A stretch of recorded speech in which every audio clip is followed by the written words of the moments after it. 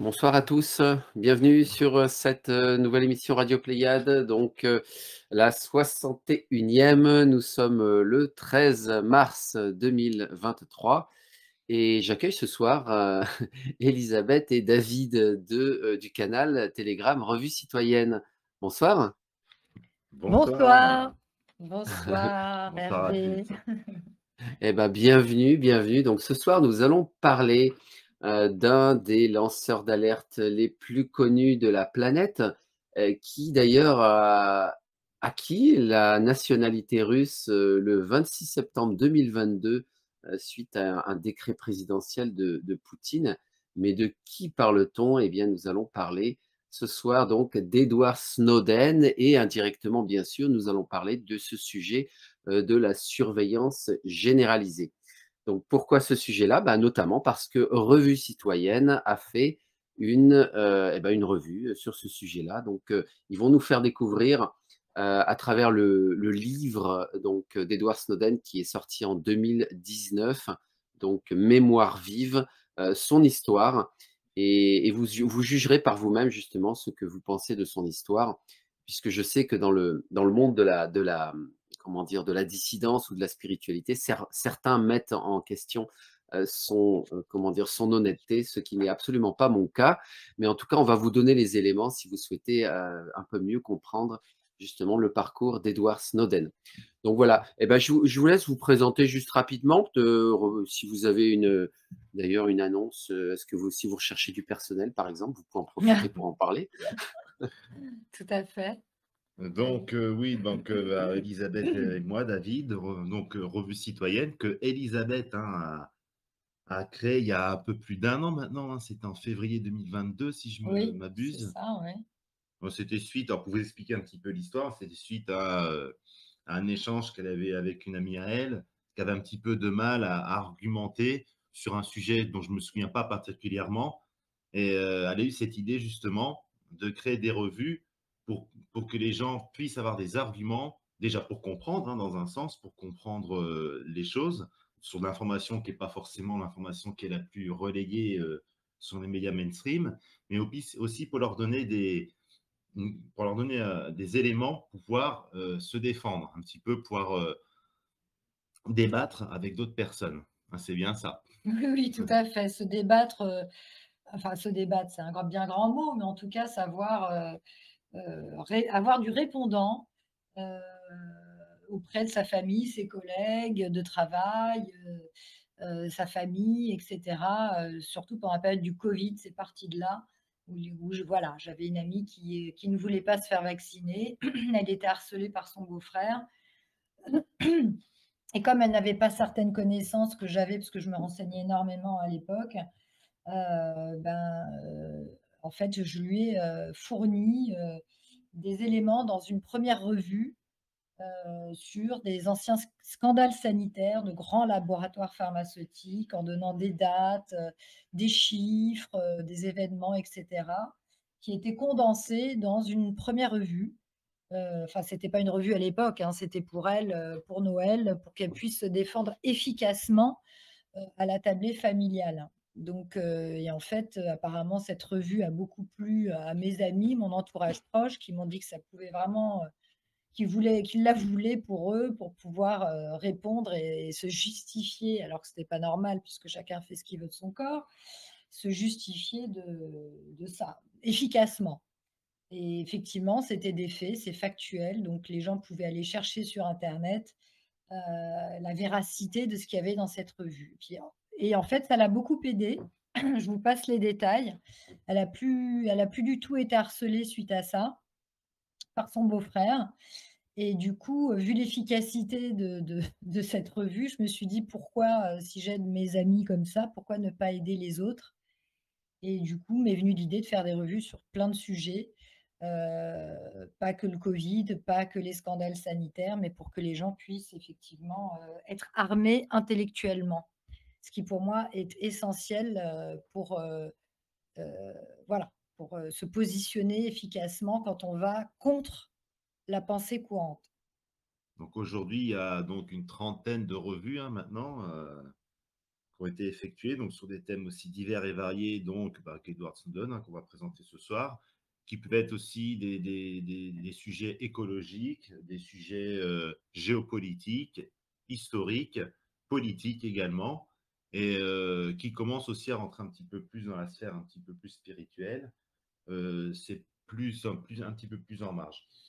Et donc, on a étendu un petit peu le concept un petit peu des revues vers des interviews. Donc, on a commencé à faire quelques interviews. On aimerait en faire un petit peu plus. Oui, Et vous bah, en avez un justement, donc particulièrement prestigieux oui. qui se prépare, mais on ne dira pas de nom. Surtout, on ne Non, dira on pas de dira nom. pas de nom, c'est mieux, mais vous le découvrirez, Ouais, quand très ça prochainement. ouais, J'espère que ça mmh, ira vite. voilà. Et donc du coup, pour rebondir sur ce que tu disais Hervé, effectivement, on est en recherche entre guillemets «de personnel». J'aime pas trop ce mot parce qu'on est tous, collaborateurs, amis, entraide et cetera. Mais effectivement, on cherche des gens pour notre équipe, hem, parce qu'on est peu nombreux et c'est pour ça qu'on ne peut pas faire des productions, enfin autant qu'on le voudrait, que ce soit des revues, des hors-séries, des interviews, des visuels, même parfois nous faisons des directs, mais ça, c'est plus Mm. rare. Et donc voilà, s'il y a des gens qui parmi vous ont du temps, s'intéressent à plein de sujets, sont plutôt littéraires éventuellement ou techniques, ou enfin voilà, qui ont envie de nous aider, Oui, ça peut on lance toucher X l'appel. domaines, hein. Ça va aussi bien de l'aspect littéraire que de l'aspect techno. C'est vrai que on a aussi un site internet, on a un canal Odyssée, un compte sur Facebook. Ouais. Euh, des fois, on a des petites difficultés quand même pour entretenir tout ça d'un point de vue techno, parce qu'on n'est pas forcément des geeks, même si on essaie de faire notre mieux. Donc, c'est vrai que même ce domaine-là, ça peut nous intéresser, quoi. Oui, ou même des traductions en anglais, de vidéos ou voire d'articles, mais surtout des vidéos, on est preneur. Et effectivement, si les personnes sont dispo qu'1 fois par mois, 2 fois par mois ou tous les jours, enfin peu importe, toute aide, est la bienvenue. Voilà, bah, très bien. Bah, l'annonce est, est lancée. Donc, si vous sentez l'idée, effectivement, allez-y, rejoignez-les. Alors, donc, si vous ne connaissez pas, hein, donc j'ai mis le canal Revue Citoyenne dans l'invitation, bien sûr, à ce live, hein, vous pouvez le retrouver. Donc, c'est Revue Citoyenne au pluriel. Mais il y a aussi je l'ai découvert récemment, il y a aussi un Revue Citoyenne sommaire qui existe, tout en attaché, pour vous permettre de voir en un seul coup d'œil, en fait, tous les sujets qui ont été couverts justement par Revue Citoyenne. Donc, que ce soit en podcast ou bien en article, en version écrite ou en vidéo. Voilà, il y a tous les formats possibles. Donc, moi, je vous conseille, si vous faites des recherches sur des sujets en particulier, d'aller voir d'ailleurs d'abord dans Revue Citoyenne sommaire. C'est super bien. Donc voilà. Et ah bah tiens, il y a déjà une personne qui se propose. Bah, Ah bon? je Oui. vous pouvez me contacter donc pour répondre à l'annonce d'Elisabeth et David. Vous pouvez me Ah contacter bah, en direct, je vous mettrai en contact avec eux. Sinon, voilà, ou le dire sur le chat et puis il n'y a pas de problème. Je vous mets en contact. Il n'y a aucun ah bah souci. super! Donc voilà.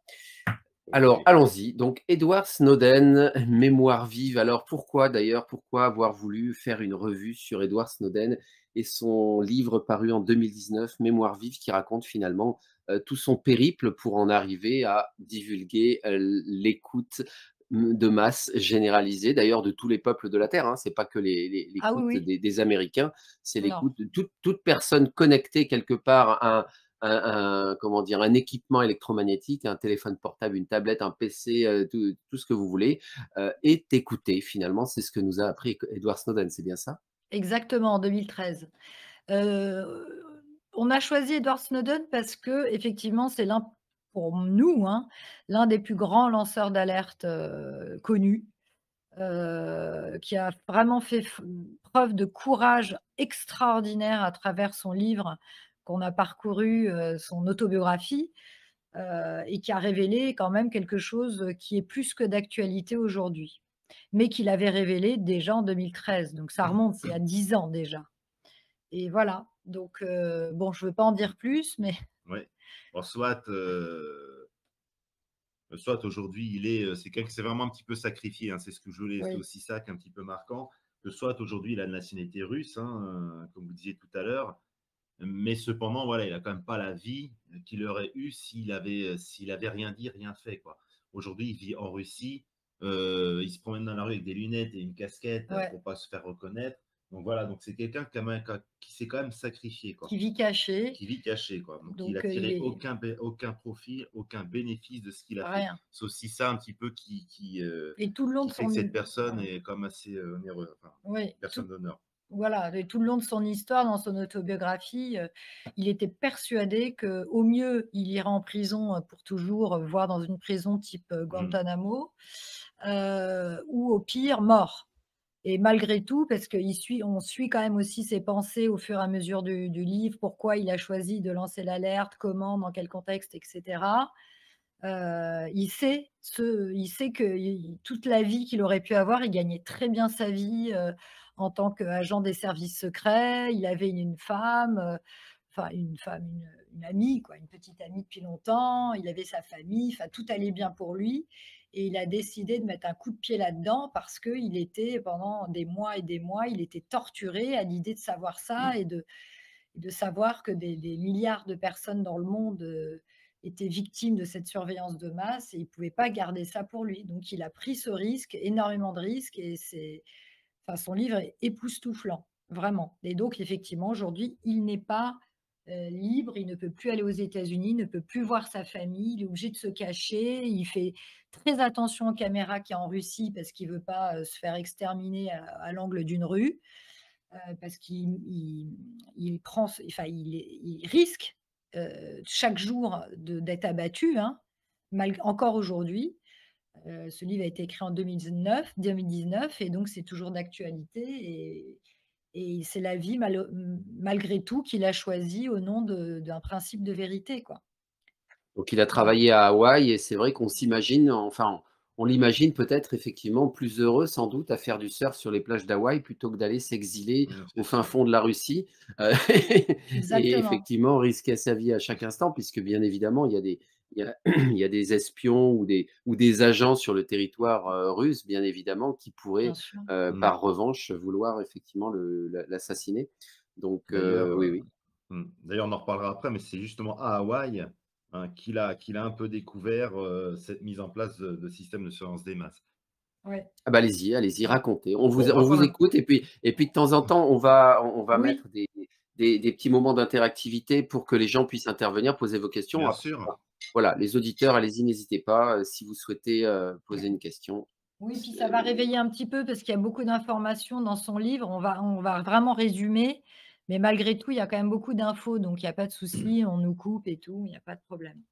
Et puis, il y a aussi un film qui a été fait, on l'a pas évoqué encore jusqu'à présent. Peut-être que vous l'avez vu, enfin, Oui, je dis vous, d'une façon générale, les auditeurs, mais ce que dit Élisabeth et je suis d'accord avec elle, hein, vous savez que vous avez infiniment plus de richesse, dans un livre que dans un film, mais néanmoins, il y a des choses bien intéressantes dans ce film qui ne sont pas d'ailleurs, exactement quand on parlera peut-être du Rubik's Cube tout à l'heure, la même chose que ce qu'il dit, que ce qu'il confesse oui, justement dans son livre. la Voilà, réalité, on en reparlera au moment où on en parlera. ouais, ouais. Effectivement, mais on garde le suspense, si on peut dire ça comme ça, mais il y a une partie du film, c'est-à-dire comment il sort les fichiers, de la NSA. C'est un petit peu tronqué dans le film. Voilà. En réalité, c'est pas tout à fait comme ça que ça s'est passé. Allez, allez-y, racontez. Racontez-nous. On va raconter de manière chronologique, hein, Voilà. du début enfin, sans que ce soit trop long, ne vous inquiétez pas, mais voilà.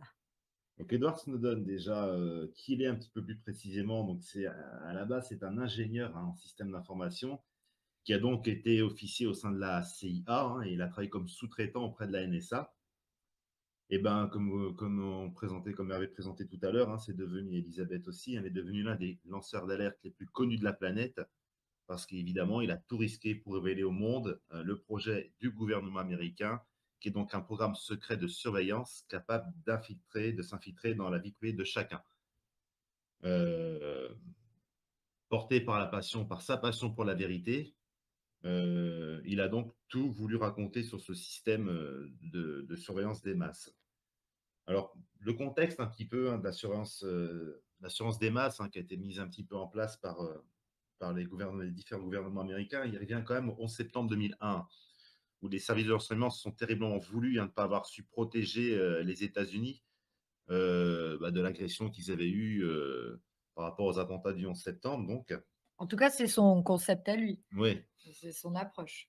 Ouais. Et c'est donc à partir de là déjà qu'il y a eu ce point de départ, visiblement, il y a cette volonté de vouloir de durcir un petit peu la surveillance au sein du pays.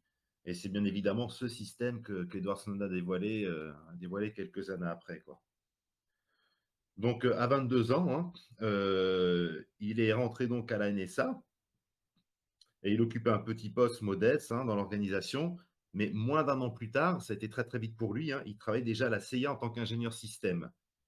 Et à 26 ans, donc officiellement, il était employé chez Dell. C'était une couverture. Il n'a jamais travaillé chez Dell, il travaillait à la NSA. Et beaucoup d'agents secrets de la CIA ou de la NSA à l'époque avaient des couvertures, surtout tous ceux qui travaillaient dans l'ingénierie de l'informatique, avaient des couvertures auprès de différentes sociétés comme Microsoft, comme Dell, comme toutes ces sociétés donc IT américaines. Et au final, ils n'ont jamais travaillé dans ce type de structure. C'était leur couverture.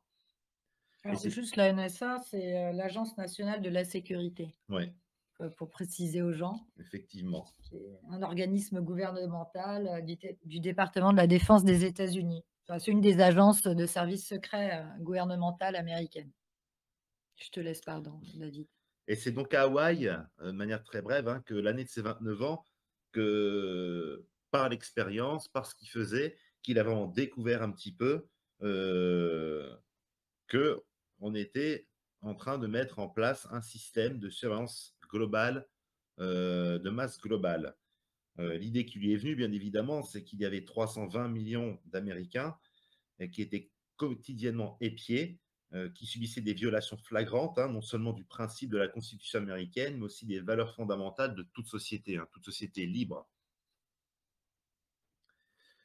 Donc, comment a débuté un petit peu sa carrière? C'est un geek à la base, Edward Snowden, c'est un petit génie de l'informatique qui a touché à l'informatique quand il était très jeune.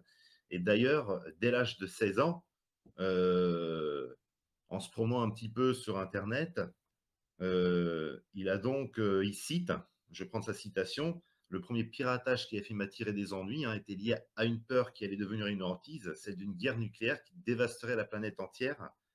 Et je venais de lire un article sur l'histoire du programme nucléaire américain.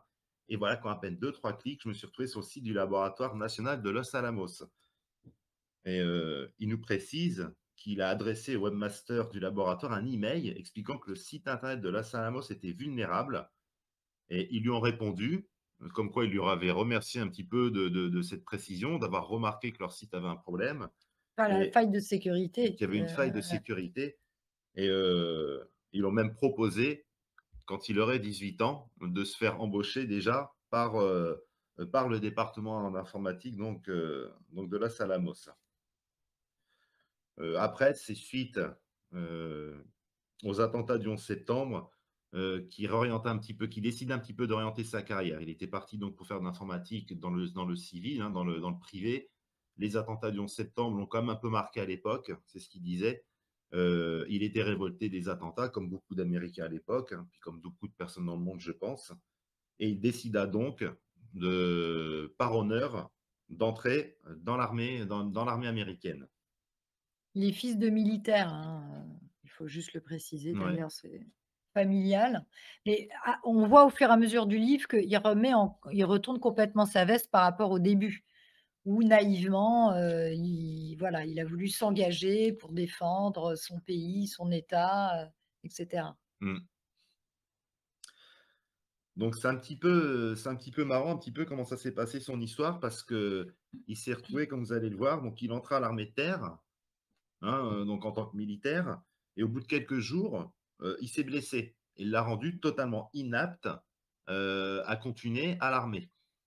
Il a quand même voulu y rester et on lui a proposé un poste qui était plus dans l'administratif. Donc, il nous dit que, autrement dit, mettre à profit ses compétences en informatique. Il avait cependant été soumis à une enquête approfondie de la part des militaires, ce qui ne pouvait que l'aider à être accepté dans un service de renseignement où ses compétences seraient très recherchées.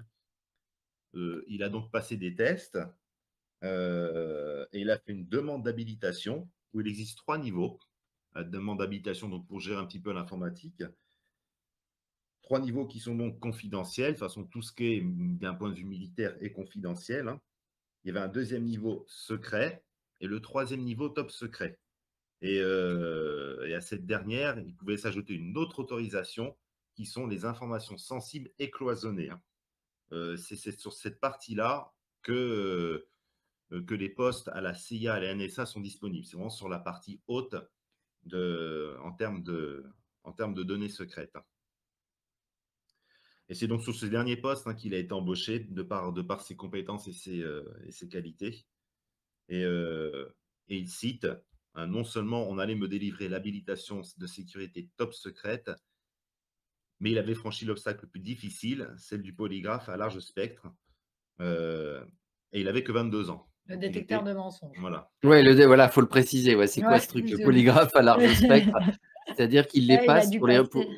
pour le Ouais, recrutement au détecteur de mensonges. Ça, c'est énorme, hein. Moi, je connais pas beaucoup exactement. d'entreprises qui font ça, mais C'est incontournable pour travailler dans les services secrets Ah bah, américains. vous allez voir d'ailleurs après le conditionnement, l'endoctrinement qu'il y a à la CIA quand on devient agent secret. Ouais, ouais, ouais. Bah, justement, j'y viens. Il devient donc contractuel à la CIA suite à ça. Et comme il dit, hein, vous pensez bien que ce type d'organisme, il y a bien sûr des endoctrinements, des endoctrinements, excusez-moi, à l'arrivée de chaque collaborateur. Donc, par exemple, ne jamais dire pour qui l'on travaille, ne jamais laisser traîner de documents sensibles, ne pas apporter son portable dans des locaux hautement sécurisés, et ne jamais se vanter devant tout le monde qu'on bosse pour la CIA. C'est quelque chose d'extrêmement Oui, il secret. leur répète régulièrement Voilà, le voilà. petit bourrage de crâne. Ouais. Et d'ailleurs, en parlant de bourrage de crâne, après, deuxième étape de ce conditionnement, on leur lance un PowerPoint où on leur montre, hein, des anciens agents contractuels qui n'avaient pas joué le jeu. Bien évidemment, on les avait passés pour des gens méchants, des gens cupides, des gens incompétents ou qui faisaient preuve de négligence. Et, euh, et à force de se croire au-dessus de ces choses basement matérielles, hein, ils s'étaient retrouvés en prison, dans le meilleur des cas. Parce qu'il y a d'autres individus qui Oui, se... c'est-à-dire que si un ex-agent était, entre guillemets, avait trahi sa patrie, enfin en tout cas officiellement, ils expliquaient bien aux nouvelles recrues ce qui les attendait s'ils trahissaient les services secrets, que ce soit la CIA ou la NSA. Voilà. Donc Donc, ça, c'est ça pouvait aller jusqu'à la mort. donc voilà. Voilà. Donc comme ça calmait tout le monde. Donc, effectivement, comme il nous le précise, hein, on nous avait bien mis dans le bain. Donc, lui, il avait donc son équipe qui relevait de la direction du soutien logistique. Et sa mission, donc la mission de son service, consiste à gérer l'architecture, hein, des serveurs de la métropole de Washington, et plus précisément, l'immense, la- l'architecture des serveurs de la métropole de Washington, c'est majoritairement les serveurs de la CIA existant aux États-Unis. Donc la CIA avait beau installer des serveurs rôles un peu partout, c'était les plus importants qu'il y avait. C'était la base.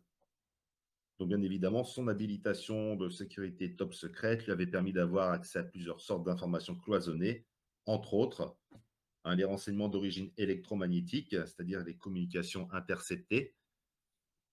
Ils arrivaient à couper, à prendre les communications en cours et à les récupérer en cours de signal, en cours d'émission, hein.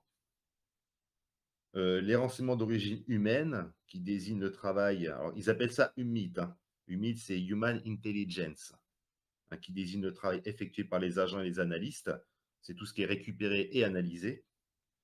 Et il avait également accès à des informations en matière de sécurité de communication, ce qui signifiait, comme il disait, qu'il ne connaissait, qu'il connaissait toutes les clés des chiffrages de tous les systèmes. Il était en matière, il avait accès à tous les moyens de décrypter tout ce qu'il voulait sur tous ses serveurs. Alors, avant de laisser un peu la parole à Elisabeth, hein, sur la suite, euh, il cite, hein, j'ai suivi le rituel sacré qui est réservé aux permanents. J'ai levé la main droite et j'ai juré loyauté, non pas au gouvernement ni à l'agence qui m'a employé, mais à la Constitution des États-Unis. Voilà, donc là, il a 22 ans. 2 ans après, on l'envoie à Genève. une fois qu'il a donc le diplôme obtenu. Donc il faut savoir que c'est à Genève que les Américains ont mis en place, un réseau d'interception des communications qui est, l'antenne de la CIA, de l'ambassade américaine à Genève, qui est donc l'un des principaux laboratoires de cette expérience pendant plus d'une vingtaine d'années, donc à Genève. Donc ce réseau d'interception des communications à Genève est l'un des principaux, je répète, laboratoires de cette expérience-là, en tout cas à l'époque, parce que là, on est en 2007 à ce moment-là. Donc, la CIA, est le principal service de renseignement américain qui est consacré au renseignement d'origine humaine, donc ce dont parlait David, qui est donc le recueil clandestin d'informations par le biais de contacts humains, sans l'aide des écrans. Donc c'est les agents un peu comme on les voit dans les films, donc c'était ce qu'ils appellent les agents traitants, qui vont sur le terrain et cetera pour recueillir des informations en tant qu'agents secrets. Et donc ces agents traitants, à l'ancienne, on va dire, n'appréciaient pas du tout que se développe le renseignement d'origine électromagnétique ou, si alors je sais pas comment on pourrait dire ça, SIGINT, on dit SIGINT, SIGINT. ouais. Ah Ça veut dire voilà, ouais, Signal Intelligence, tout ce qui est voilà basé sur l'étude du exactement. signal. Ouais. Voilà. Donc ça, ils le percevaient très mal, parce que ça leur volait la vedette, quoi, on peut dire ça comme ça. Donc la CIA, elle tenait à ce que ces officiers-là, ces officiers traitants suivent le mouvement et entrent, pour de bon dans le XXIe siècle et c'était des responsables techniques comme Edward Snowden qui avaient pour tâche de les y aider. La diffusion, du numérique à l'échelle mondiale, il faut savoir, il l'explique très bien dans son livre, a considérablement simplifié les choses. Ce nouveau monde du renseignement, numérique permettait à tous leurs agents de ne plus avoir besoin de se rendre sur les lieux, ce qui réduisait d'autant les risques encourus par les individus, concernés.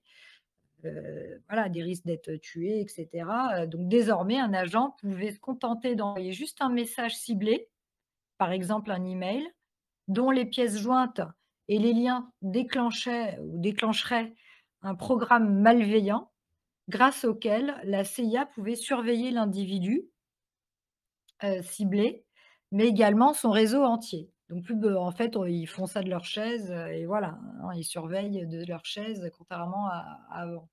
Voilà, c'est toujours le cas aujourd'hui, hein. Quand vous recevez des Voilà, mails suspects avec des pièces jointes, faut jamais cliquer dessus parce que Mmh. alors vous êtes peut-être pas surveillé par la NSA ou la CIA, mais en tout cas, il y a toujours un risque qu'un malware s'installe chez vous pour pouvoir vous espionner. Ça, c'est toujours le cas. mmh, mmh. Alors comme il explique, internet est fondamentalement américain, mais comme il dit qu'il lui a fallu quitter les États-Unis pour comprendre vraiment ce que ça signifiait.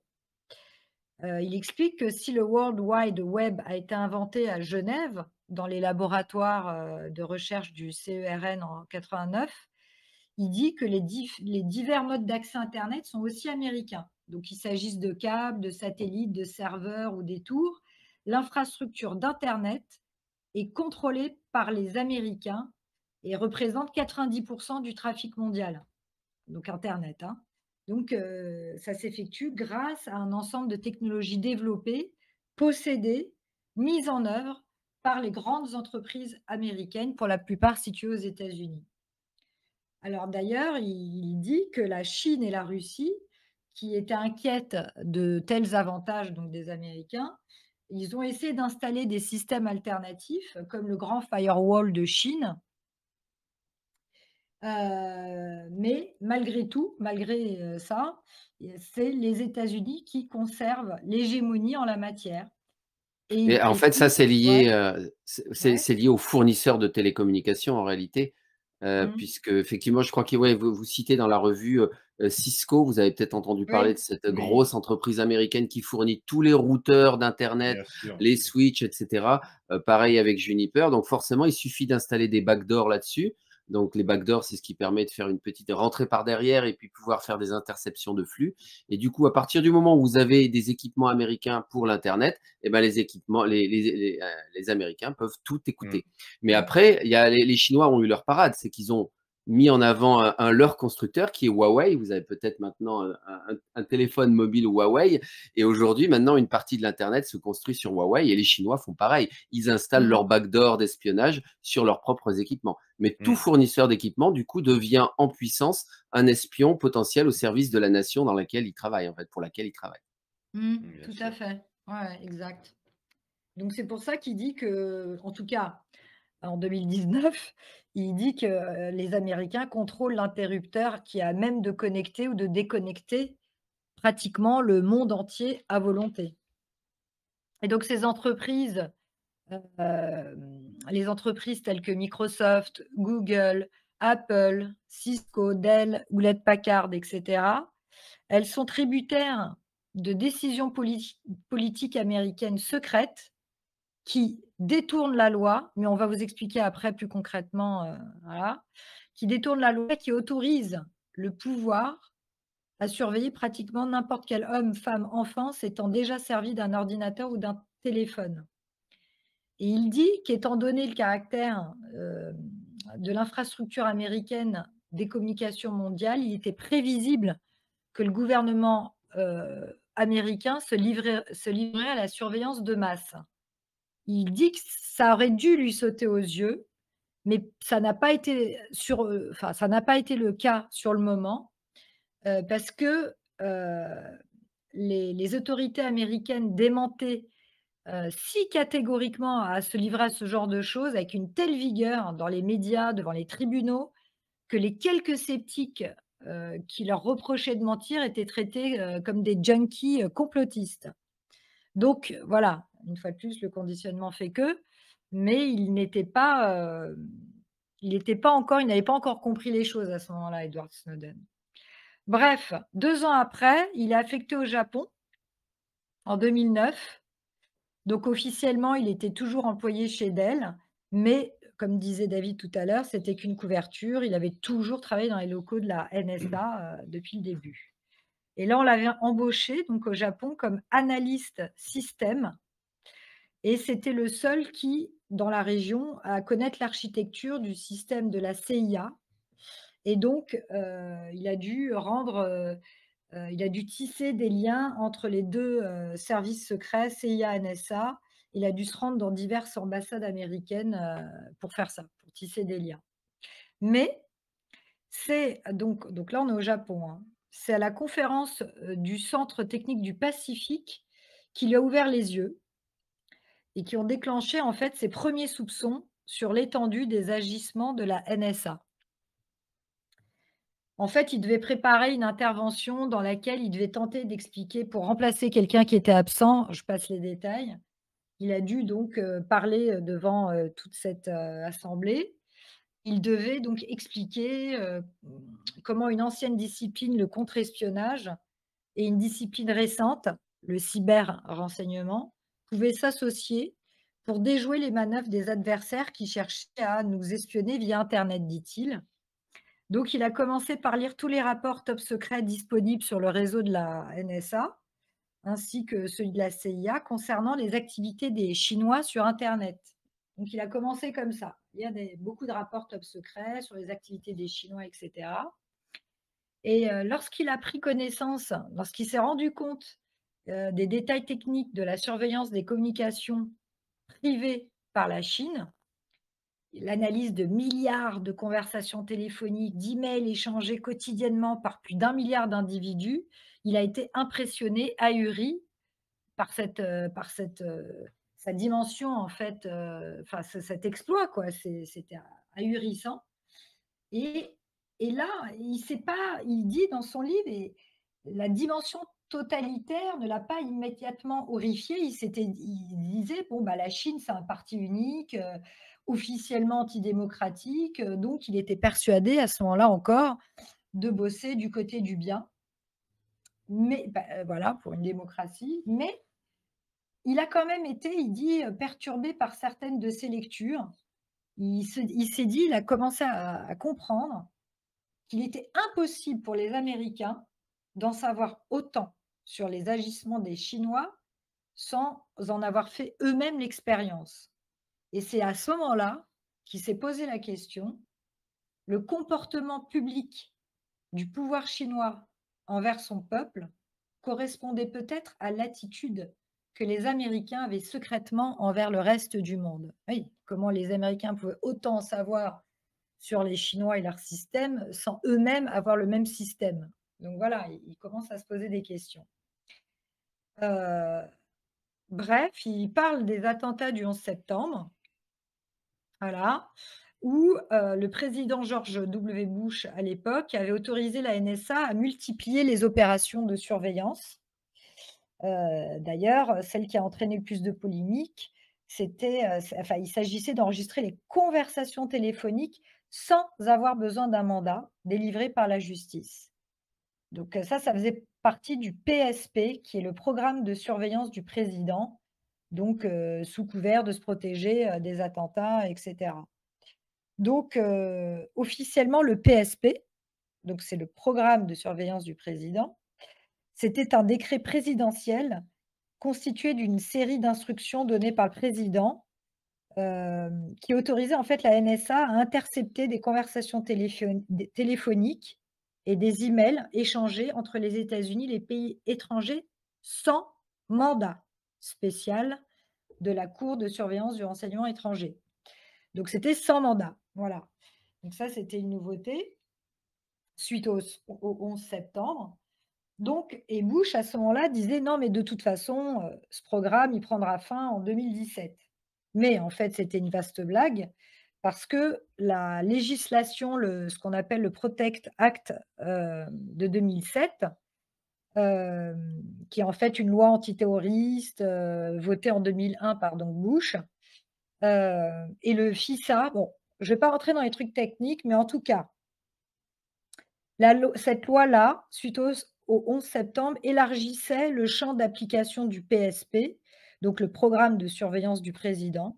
Donc non seulement la NSA interceptait les communications venant de l'étranger, mais elle pouvait désormais intercepter des conversations téléphoniques et des emails émanant de l'intérieur du pays. Donc ça, c'était une nouveauté. Donc, les conclusions qu'il a tirées de la lecture du résumé de la situation rendu public par le gouvernement en juillet 2009, porte un nom d'ailleurs, c'est «Rapport public sur le programme de surveillance du président». Ça, c'était la version, on va dire, officielle, voilà, celle en tout cas qu'on a montrée dans les journaux, les médias, et cetera. Il dénonce qu'on y multipliait les références dans ce rapport, officiel. Donc en fait, il multipliait, des références aux autres opérations de renseignement, mais ça restait flou et il dit: «Ces références n'expliquaient pas en quoi consistaient ces opérations-là de renseignement, mais par déduction, il a compris qu'il s'agissait de se livrer à des activités de surveillance, intérieure, sans mandat». Il n'en avait pas vraiment la preuve au final. Donc ce qui l'a amené à rechercher la version classifiée, c'est-à-dire celle qui était contenue, au sein des services secrets, la version vraiment classifiée de ce rapport. Il a commencé à la chercher, vu qu'il travaillait dans les services secrets, mais il la trouvait pas. Donc elle était introuvable. Ce rapport, de cette version classifiée de ce rapport était introuvable. Pour en savoir plus, de quoi il s'agissait. Et au final, alors je vous passe aussi les détails, il faut lire le livre. Ce rapport confidentiel, a atterri sur son bureau par accident. Donc, voilà. Alors il faut savoir que ce rapport confidentiel, qui était la véritable version, sur le sujet, elle était inaccessible aux dirigeants des services secrets eux-mêmes. Ce document, on l'avait classé parmi les documents, qui relevaient des informations soumises à un contrôle exceptionnel. Et du coup, ça pose question, ça, comment un rapport, aussi secret, puisse arriver par accident sur son bureau. Là, du coup, c'est vrai que là, ça je dis: «Mais attends, mais c'est quoi cette histoire? On lui a poussé le rapport ou quoi?» Bah, Est-ce qu'il écoute, explique ça? il l'explique pas. Il n'explique pas, c'est quelqu'un qui a fait une erreur, soi-disant, hein. En tout cas, pour lui, c'est comme ça qu'il explique dans son livre, c'est quelqu'un qui a fait une erreur, et qui, au lieu de le poser à la bonne personne, il l'a posé à lui. Donc voilà, c'est vraiment par accident. En tout cas, c'est ce qu'il dit dans son livre. Donc OK. effectivement, tu as raison de poser cette question. Est-ce que Mmh. ça a été voulu? Je ne sais pas. Donc il a pris connaissance de ce rapport. Donc il faut quand même savoir que ce rapport, il y avait que quelques dizaines d'individus dans le monde qui étaient autorisés à en prendre connaissance. Quelques dizaines de personnes dans le Mmh. monde, voilà. Et donc ce rapport contenait tout ce qui manquait dans la version non classifiée, donc officielle, hein. Donc c'était un exposé détaillé des programmes de surveillance les plus secrets de la NSA, et c'était l'exposé de la ligne stratégique adoptée par le ministère de la Justice pour contourner la loi et violer la Constitution américaine. Donc là, il explique que là où la version, on va dire, officielle, qui se bornait à laisser entendre qu'on avait ordonné à la NSA de redoubler d'efforts pour recueillir des renseignements après les attentats du 11 septembre, la version classifiée, donc celle qui est atterrie sur son bureau, révélait la nature et l'échelle de cette intensification. Au lieu d'évoquer l'interception et l'enregistrement ciblé des communications, le rapport évoquait une collecte, donc attention, une collecte de grande ampleur pour désigner la surveillance de masse. C'était clair, comme de l'eau de roche, ce rapport, donc la version classifiée. Et donc, la version, on va dire officielle, donc non classifiée, elle agitait l'épouvantail du terrorisme pour mieux préconiser l'adoption des mesures de surveillance élargie. Mais la version classifiée, donc top secrète, est très explicite à ce sujet et n'y voyait qu'une conséquence logique des progrès technologiques. Donc l'existence même de ce programme atteste que la mission de la NSA s'était transformée. L'informatique, qui était destinée à l'origine à protéger les États-Unis, était désormais utilisée pour contrôler le pays. Donc selon ce rapport, le gouvernement estimait que la NSA pouvait enregistrer autant de communications qu'elle voulait sans mandat. Il précise que si les enregistrements des communications pouvaient être stockés ou archivés à jamais, on pouvait s'attendre à une manipulation future. C'est-à-dire que ce qui est enregistré par les services secrets américains, c'est pour toujours. Donc, si à tout moment, en gros, une nouvelle administration ou un autre patron dévoyé de la NSA, il serait en mesure de surveiller n'importe qui a un ordinateur ou un portable, de connaître son identité, sa localisation géographique, ainsi que son activité présente ou même passée. Alors, il donne des exemples. Il dit, imaginons que vous téléphonez à quelqu'un depuis votre portable. Il dit, les métadonnées peuvent alors inclure la date, l'heure de votre conversation, la durée de l'appel, le numéro de l'émetteur, celui du récepteur et l'endroit où l'un et l'autre se trouvent. Ça, c'est pour le portable. Il dit, les métadonnées d'un email peuvent indiquer le genre d'ordinateur utilisé, le nom de son propriétaire, le lieu depuis lequel il a été envoyé, qui l'a reçu, qui a reçu donc l'email, quand il a été expédié, quand il a été reçu, qui l'a éventuellement lu, en dehors de son auteur et de son destinataire. Donc il explique que les métadonnées peuvent permettre à celui qui vous surveille de connaître l'endroit où vous avez passé la nuit et à quelle heure vous vous êtes réveillé ce matin-là. Elles permettent de retracer ce que fut votre parcours dans la journée, combien de temps vous avez passé dans chaque endroit visité et avec qui vous avez été en contact. Donc, il explique la différence, enfin, il explique que le contenu, il est généralement défini comme quelque chose que vous produisez consciemment. C'est-à-dire, vous savez exactement ce que vous choisissez de dire ou pas au téléphone ou ce que vous écrivez dans un email. En revanche, il explique, il le souligne, il dit: «Vous ne contrôlez pas les métadonnées que vous générez automatiquement. C'est une machine qui les fabrique sans vous demander votre participation ni votre autorisation et c'est une machine qui les recueille, les archive et les analyse. Donc là, les métadonnées, vous avez aucun contrôle dessus. Il dit qu'après la lecture de ce rapport, donc la version donc vraiment, classifiée non officielle, il a passé des mois dans un état second. Ce sont ses mots, hein. Il était triste, déprimé, j'essayais de nier ce que je ressentais et pensais, enfin, il était complètement perturbé. C'est la courbe Et du deuil, ça, justement, enfin, quand vous découvrez quelque chose de mmh, profondément choquant, vous avez je me souviens, quelqu'un avait théorisé ça, justement, on passe de la enfin, du déni à la tristesse, voilà, et puis pour finir avec l'acceptation, résigné, enfin voilà.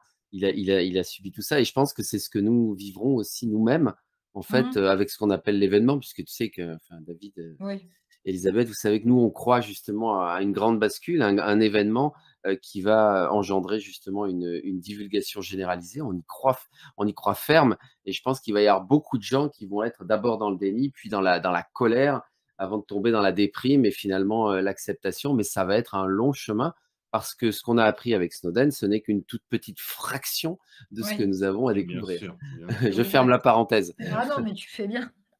Non, mais bien sûr, mais on sent, tu vois, voilà, c'est un exemple où il se confie au fur et à mesure de son livre et il confie ses états d'âme et bon, là, c'est juste, je dis tout le long, il en parle, hein, de ses états d'âme, comment ils ont évolué, quoi.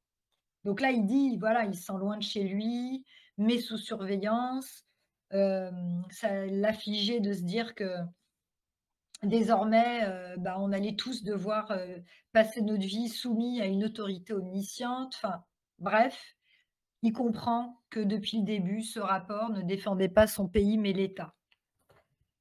Bref, en 2011, encore 2 ans après, il retourne aux États-Unis. Donc là, à ce moment-là, la CIA mettait au point le cloud privé et lui, il était un peu choqué de voir que les gens, ils souscrivaient allègrement au cloud. Ils disaient: «Bon, ils sont tous excités de se dire que leurs photos, leurs vidéos, leur musique, et tout, leurs livres numériques allaient être dupliqués et que tout le monde pourrait y avoir accès».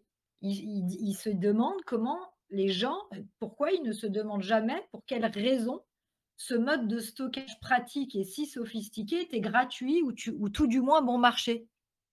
Mais ouais, mais c'est génial ça. Regardez Mmh, Telegram, on est sur Telegram. Que vous soyez sur votre tablette, sur votre téléphone mobile, sur votre PC ou au bureau, sur votre PC au bureau ou PC à domicile, vous retrouvez tout votre environnement parfaitement synchronisé Mmh. et ça, c'est grâce au cloud, donc c'est génial mmh, quelque part. mmh, mmh. Ouais, ouais, mais Bien sauf sûr. qu'il dit: «Lisez les termes du contrat de service, du pour le stockage du cloud». Il dit: «Choisir de stocker ces données en ligne revient souvent en céder les droits». Bah, ça, Il c'est le dit cas que sur Facebook, hein. Typiquement, sur Facebook, on ouais, sait on le sait déjà depuis quelque temps, toute photo que vous postez, que ce soit d'ailleurs de votre famille, de Bien votre sûr. belle-maman, de ce que vous voulez, elle ne vous appartient pas et en plus, elle mmh, ne disparaît jamais. C'est ça, en plus, le pire, voilà, c'est En jamais. plus, en plus. Voilà, mais il faut que les gens en aient conscience. Pour ceux qui n'ont pas conscience, il faut quand même que voilà. Oui. Et il dit bien, il précise qu'en fait ces données donc et comme tu dis, hein, Hervé, elles sont pas archivées sur vos appareils, mais sur toute une gamme de serveurs, différents que diverses sociétés privées sont en droit d'acquérir et de faire fonctionner. Et il précise: «Si certaines de nos données les dérangent, ou contreviennent aux termes du contrat de service, les entreprises du cloud peuvent fermer votre compte et refuser de vous laisser consulter vos données». Tout en conservant bien sûr un double dans leurs archives qui leur est ensuite possible de remettre aux autorités sans vous avertir ni vous demander votre autorisation. Donc il dit le caractère privé de vos données dépend de l'entreprise qui les détient. Et voilà, bon ça c'est voilà. Donc la majorité des Américains qui se servaient d'Internet vont passer bah, comme nous hein, toute leur vie numérique à lire, envoyer des emails, fréquenter des réseaux sociaux. Et il dit que les les services de renseignement américains essaient de tirer profit, donc de Google, Facebook, Amazon, en obtenant un accès à leur réseau. Ils D'ailleurs, qui ont des réseaux immenses, hein. ouais. AWS, c'est un des plus gros réseaux du monde. Mmh. AWS, c'est Amazon, hein, qui a été très utilisé d'ailleurs dans, dans la collecte de Oui. la surveillance de masse. Tout à fait. Et il dit que c'est voilà, que ce soit via des ordres directs cachés au public ou en se livrant même à des manœuvres clandestines ignorées de ces sociétés allemandes, donc ignorées de Google, Facebook, Amazon. C'est-à-dire que soit c'est avec des ordres directs dont le public n'est pas au courant, soit de façon clandestine. Les données des utilisateurs génèrent d'énormes profits pour les entreprises qui étaient pillées sans complexe par le gouvernement. Ces entreprises qu'on vient de citer, Mmh. entre autres. Alors, Et il on arrive déjà ouais, à presque 1 heure d'émission. Vous vous rendez compte comment le temps passe vite? ouais, ouais. Je vais peut-être Mais le proposer, meilleur voilà, est à venir. allez, vas-y, continue. Et en Non, non, attendant, non, non, c'est préparez vos que questions, nos chers auditeurs. ouais, bah, Vas-y, en fait, continue, continue. c'est parce que en fait, ce qui est le meilleur est à venir parce qu'il explique plus précisément. Bon, en gros, il avertit les progrès de l'intelligence artificielle. Il dit que là, c'est le plus grand danger qui est devant nous, hein, il le dit. Il comprend que le terrorisme, bah, bien sûr, est invoqué pour justifier l'adoption, par l'État de la plupart des programmes de surveillance. Bref, on arrive à Hawaï. Donc Hawaï, là, il a 29 ans, on est en 2012. Donc c'est là que tout commence, où là, ça commence à s'accélérer. Là, les soupçons qu'il a se confirment. Donc il est à Tokyo. Il était vraiment déterminé à savoir si son pays avait mis un système de surveillance de masse et si oui, comment il opérait, concrètement, comment fonctionnaient en fait ces systèmes. Donc déjà quand il arrive, il crée un intranet top secret du département de la défense qui s'appelle Heartbeat, battement de cœur, qui accueillait en fait, tout ce qui transitait dans les services secrets américains. Donc c'est un mastodonte le truc qu'il a créé, hein, Heartbeat. C'est comme un immense, je sais pas, une immense bibliothèque, un immense Wikipédia, qui vit quoi, voilà. Il dit que le volume d'informations qui transitait dans ce truc Heartbeat était monstrueux et en fait, quasiment tous les documents qu'il a divulgués aux journalistes plus tard en 2013, ils ont été récupérés grâce à Heartbeat. Alors juste je cherche, alors est-ce que je parle de ça? Nin. Non, alors je vais vous parler directement. Donc il dit que bon, les cibles entre autres de toute la surveillance de masse, ça comprenait bien évidemment les journalistes, les employés d'entreprise, des chercheurs, des travailleurs humanitaires, enfin bref, comme il dit, d'innombrables d'autres innocents. Donc il y a une législation, donc cette législation, bon bref, il y a une législation qui a permis à la NSA, je vous passe les détails, donc de justifier ces 2 principales méthodes de surveillance. Donc c'est Prism et Upstream Collection.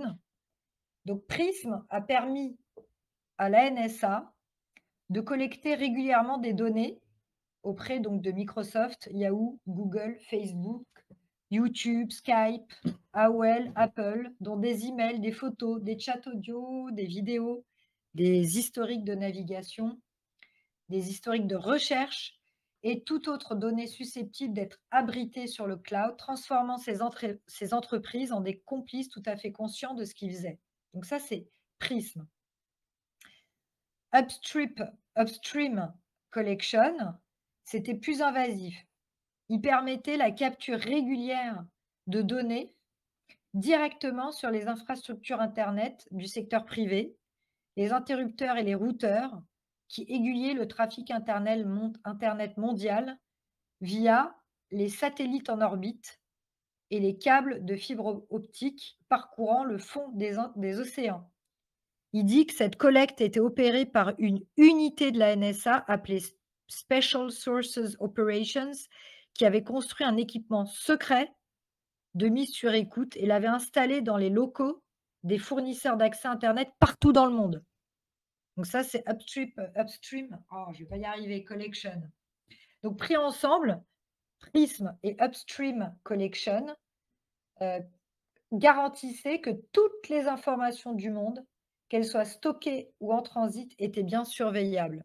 Donc ça, c'était, ce sont ces 2 systèmes qu'il a donc découverts au sein de la NSA. Mais il y a autre chose qui est très importante, c'est un truc qui s'appelle turbine en fait. Il explique Donc il y a Prism, Upstream Collection et Turbulence. Turbulence, c'est quoi? Il explique. Quand vous ouvrez votre navigateur et vous tapez un URL, vous tapez sur la touche entrée, l'URL est une requête. Donc, je sais pas, vous tapez www manifestation sur Paris ou sur marseille.com, voilà. Je dis n'importe quoi. Et cette requête, elle est envoyée vers son serveur de destination. Mais au cours de ce voyage-là, cette requête, avant qu'elle ne parvienne à son serveur, elle devra passer à travers Turbulence, qui est l'une des armes les plus puissantes de la NSA. Donc ça veut dire que votre requête, elle va passer par plusieurs serveurs installés dans des salles spéciales au sein de bâtiments appartenant aux plus grands opérateurs télécoms privés dans des pays alliés, ainsi que dans des ambassades et des bases militaires américaines. Et donc Turbulence utilise 2 outils capitaux. Le premier, c'est Turmoil, qui gère la collecte passive, et la seconde, c'est Turbine, qui est responsable de la collecte active. Qu'est-ce que la collecte passive active? Donc, je sais pas, vous tapez votre requête sur internet. Donc ça envoie. Avant qu'elle arrive sur le serveur, je vous explique ce qui se passe en 686 millisecondes et complètement à votre insu. Voilà ce qui se passe. Vous tapez votre requête.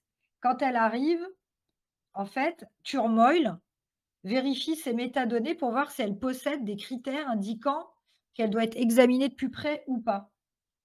Donc ces critères, ça peut être, voilà, s'il y a quelque chose de suspect, bah, je sais pas, vous tapez manifestation, bah, voilà, si la NSA pense que les critères sont suspects, eh bien, ça peut être une adresse mail, un numéro de carte de crédit, un numéro de téléphone particulier, l'origine d'une destination géographique, de votre activité internet ou des mots-clés comme manif et cetera, comme il le dit.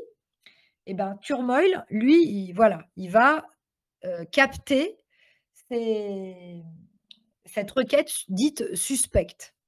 Si il définit votre requête comme suspecte, Turmoil envoie votre requête, il transmet l'info à Turbine. Turbine qui, elle, redirige votre requête vers les serveurs de la NSA. Boum, vous vous retrouvez en fait dans les serveurs de la NSA. Et là-bas, des algorithmes décident quel programme, donc quel logiciel malveillant ou malware de l'agence va être utilisé contre vous, en gros, pour vous espionner.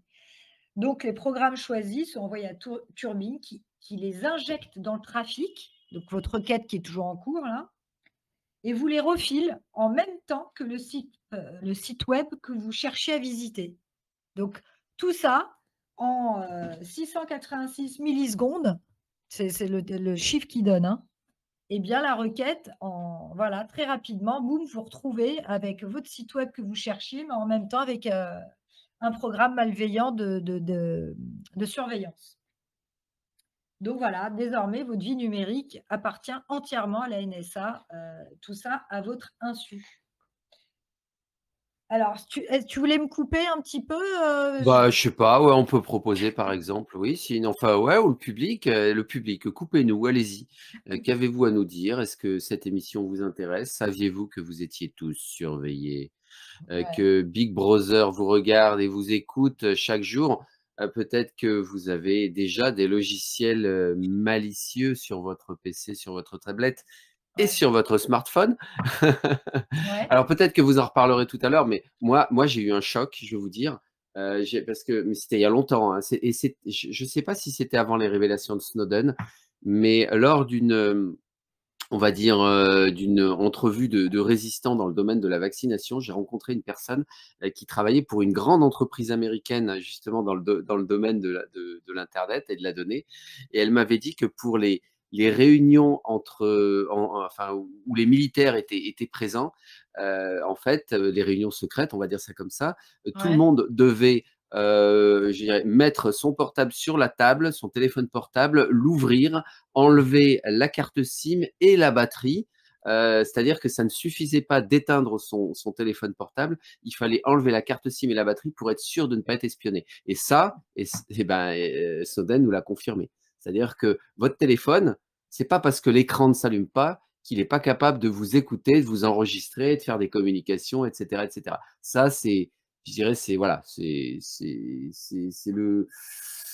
le rêve, quoi. On s'imagine, enfin, on a des illusions par rapport aux équipements qui sont aujourd'hui beaucoup plus puissants, que vous saviez que le système de pilotage des fusées Apollo, enfin, comment dire? Au aujourd'hui, la capacité de calcul qu'on a dans un smartphone, elle est gigantesque, par rapport à ce qu'on avait, ne serait-ce qu'il y a quelques années, et donc en fait, ils peuvent faire des choses, mais absolument invraisemblables, et ça, on n'en a vraiment pas conscience. Ah ouais, Tu ouais. parlais tu parlais un peu qu'on est en préambule tout à l'heure, là, quand tu as pris la parole, on est surveillé. Mais alors, soit les choses ont un petit peu changé, on va le voir peut-être un petit peu après, mais il n'y a qu'à regarder son téléphone, justement. Aujourd'hui, je ne sais pas si vous vous rendez compte, mais quand vous partez de chez vous pour aller travailler le matin, votre téléphone vous dit il vous faut 25 minutes pour arriver jusqu'à votre travail. Alors, vous faites strictement rien. Pour dire qu'à quel point on est quand même, malgré tout, aujourd'hui, même s'il y a un certain nombre de lois, même s'il y a des choses qui ont été dévoilées, il y a des régimes RGPD, etc., qui sont sortis, il y a quand même aujourd'hui, alors les gens trouvent ça toujours très amusant, mais ça peut paraître effrayant, de savoir que votre téléphone, il sait que vous allez faire vos courses à tel endroit et que vous travaillez ici et que le soir, il faut tant de temps pour rentrer chez soi. C'est, moi, Mais ça il y a m'effraie un aussi petit la peu de me dire. reconnaissance, il y a aussi la reconnaissance vocale. Aujourd'hui, tous les téléphones utilisent la reconnaissance vocale pour tout un tas d'applications. Bien Enfin sûr. voilà, vous avez Alexa, et cetera. Mais ça veut dire quoi, la reconnaissance vocale? Bah, pour que ça fonctionne, bah, il faut que ce soit en écoute en permanence. Et alors, moi justement, là, j'ai constaté que, sur mon smartphone, on m'a poussé une publicité, de sauna d'extérieur. Mais je dis: «Mais what?» J'ai jamais fait aucune recherche sur internet de sauna d'extérieur. Par contre, j'ai discuté avec un membre de ma famille récemment, justement, de l'installation d'un sauna d'extérieur. Hmm, Bah, le téléphone m'a écouté et me pousse des, bien publicités en sûr. rapport avec ça derrière. Mais bon, Alors, ça, c'est je pour pense que vous ça. l'avez tous expérimenté. Ah ouais, Ouais, alors il y a bien un petit sûr. truc quand même, moi, alors c'est vrai que je suis le premier fautif, c'est bien de dire ça parce que j'ai été sur un site internet il y a quelques jours, parce que je suis musicien, je joue de la guitare, j'étais sur un site et 2 minutes après, mais même pas 2 minutes après, sur tous les autres sites où j'allais, il y avait des pubs de guitare, de machin, des trucs, il y en avait dans tous les sens. Et aujourd'hui, avec la loi RGPD, on a imposé, alors, elle est très juridique, hein, cette loi, je ne vais pas entrer dans les détails. Ils ont imposé un peu à tous les sites internet d'accepter ou de refuser les cookies quand vous rentrez sur le site. On a toujours tendance systématiquement à mettre j'accepte tout, j'accepte tout. Et ça, c'est une erreur, justement. C'est ce qui permet justement d'arriver là où tu dis, où le voisin, le machin, le truc, la personne avec qui on parle, on a une multitude de choses. Donc, c'est vrai que moi, je conseille, si vous pouvez, alors, des fois, il noie un peu le poisson dans l'eau parce que vous allez soit accepter tout, soit refuser tout, ou soit paramétrer. Quand on commence à entrer dans le paramétrage, on n'a pas envie de le faire. Et je pense que c'est volontaire. Ils n'ont pas envie qu'on aille toucher aux paramètres parce qu'en plus, ça leur crée de la data, ça leur crée des revenus derrière. Mais c'est vrai que maximum, essayer de refuser tous ces trucs parce que l'envoi de cookies, quand on a un coup des cookies sur notre ordinateur, enfin, ils font ce qu'ils veulent après. Ils ont à limite accès à nos données, hein. Alors, est-ce qu'un auditeur souhaiterait intervenir par rapport à tout ce qui vient d'être dit là? On en est à quoi? Allez, 1h05 d'émission à peu près. Je ne sais Et pas on n'a pas s'il vous reste encore beaucoup de choses à nous raconter, mais non, non, non. attention, Non, hein. Ah, Non, non, justement. Ouais. il y a, Bah, en fait, Non, ce mais qu'il il y y a a le des il choses, le il y a reste encore des choses encore quand même. quelques passages Ouais, il y a des intéressants. passages très Il faut qu'on parle quand même un intéressants. petit peu bah, de, oui. Comment on il parle un arrive petit en peu de sa Russie? fuite, hein. On va Ouais. parler de sa fuite. Moi Mais avant de parler de la Ouais, fuite, j'ai deux voilà. petites Elle choses à a dire. encore des choses à voir. moi, Et ouais, peut-être qu'il y a j'aimerais bien que quelqu'un qui veut. Ouais. oui, voilà, on va laisser les gens s'exprimer s'ils le souhaitent. Moi, j'aimerais bien que vous nous parliez déjà, ouais, bah, justement, on en parlait un petit peu en off là, de comment ils ont finalement, comment il a choisi, ces journalistes pour faire cette divulgation. Parce que, enfin, nous, on a quand même, surtout après la crise Covid, là, on se dit: «Mais attendez, les médias mainstream, mais ils sont tous alignés sur les discours gouvernementaux». C'était quelque part, courageux, enfin, ambitieux de Ah, s'imaginer qu'il allait ouais. pas être dénoncé par un journaliste qu'il essayait de contacter. Donc là, justement, dans le Donc livre, il décrit là, il toute est en cette est. procédure. Ouais. Ouais. Ouais, Alors, bah, moi, vous êtes je vais en parler un petit peu tout à l'heure. Je vois juste que peut-être Elisabeth finit juste sa partie, Oui, oui, peut-être. ouais, oui. ouais. Oui, oui, Elle a parce presque que fini. là, Puis je vais il en justement, est pas encore au journaliste, là. je vais répondre un peu à ta question. Ouais. Là, Bon, découvre, allez-y. Ouais. il découvre, voilà, les systèmes, comment ça fonctionne, et cetera. D'ailleurs, Et il y les a journalistes, c'est vrai que c'est assez étonnant d'ailleurs. ouais, ouais, Mm. ouais, complètement. Bon, bref, il y a l'ACLU qui est une organisation non gouvernementale, qui est, donc, une organisation pour préserver les droits et les libertés individuelles. qui a tenté, donc ça fait partie des associations de la société civile, hein, qui tentèrent de remettre en cause des activités de la NSA, mais en gros, sous couvert de secret d'État, bah, sa demande a été déboutée. Donc en fait, il dit que cet argument de la classification secret d'État signifiait que ni la CLU, ni personne d'autre ne serait jamais en mesure d'attaquer le gouvernement, sur ces questions devant une cour de justice, bah, personne puisque sous couvert de secret, d'État. Donc après il fait donc là, il va bientôt lancer l'alerte. Voilà, il fait quand même une nuance entre faire fuiter et lancer l'alerte. Pourquoi il y a une différence entre les 2?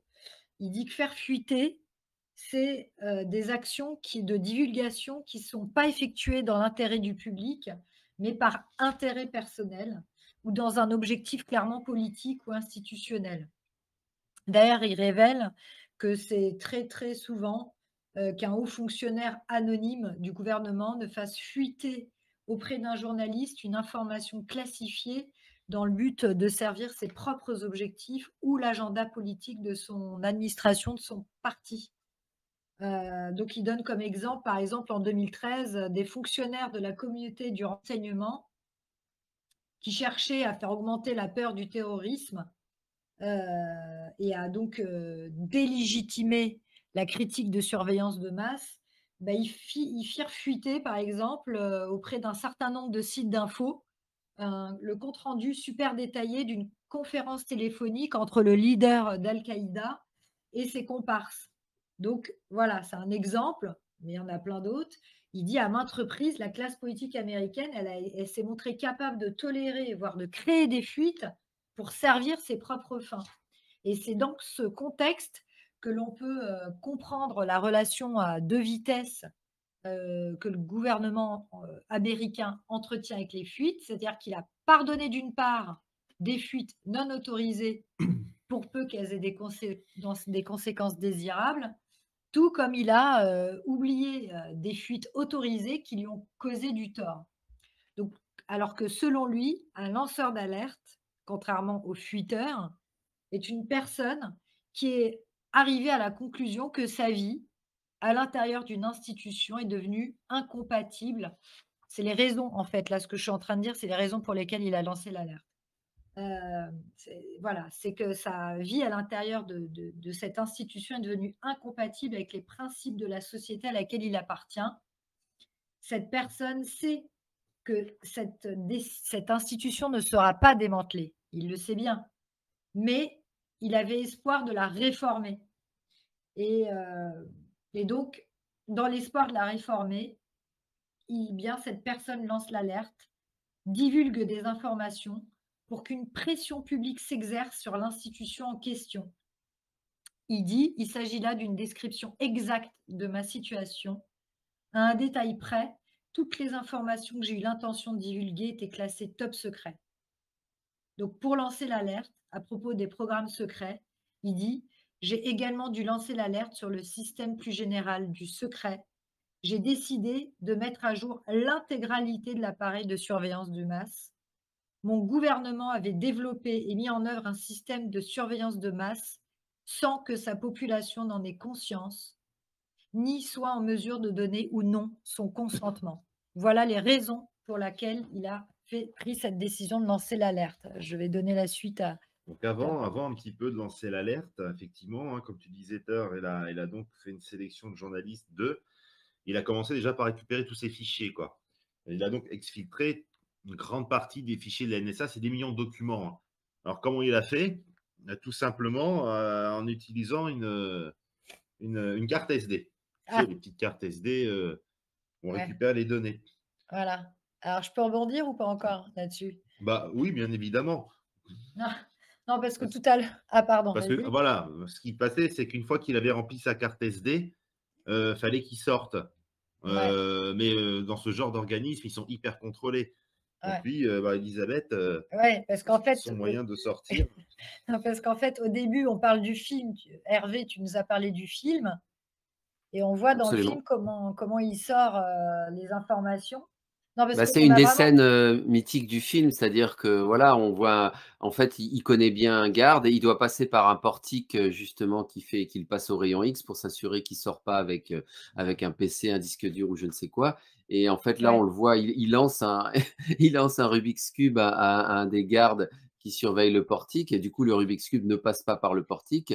Lui, il passe le portique et il récupère le Rubik's cube après. Donc on se dit: «Bah, il est génial ce Snowden! Oh, c'est trop bien le coup du ouais, Rubik's cube et tout», sachant que dans le Rubik's cube, il y aurait la cette fameuse carte SD. Bah, en fait non, c'est pas comme ça que ça s'est en fait, passé. non. Enfin, c'est pas tout à fait ça.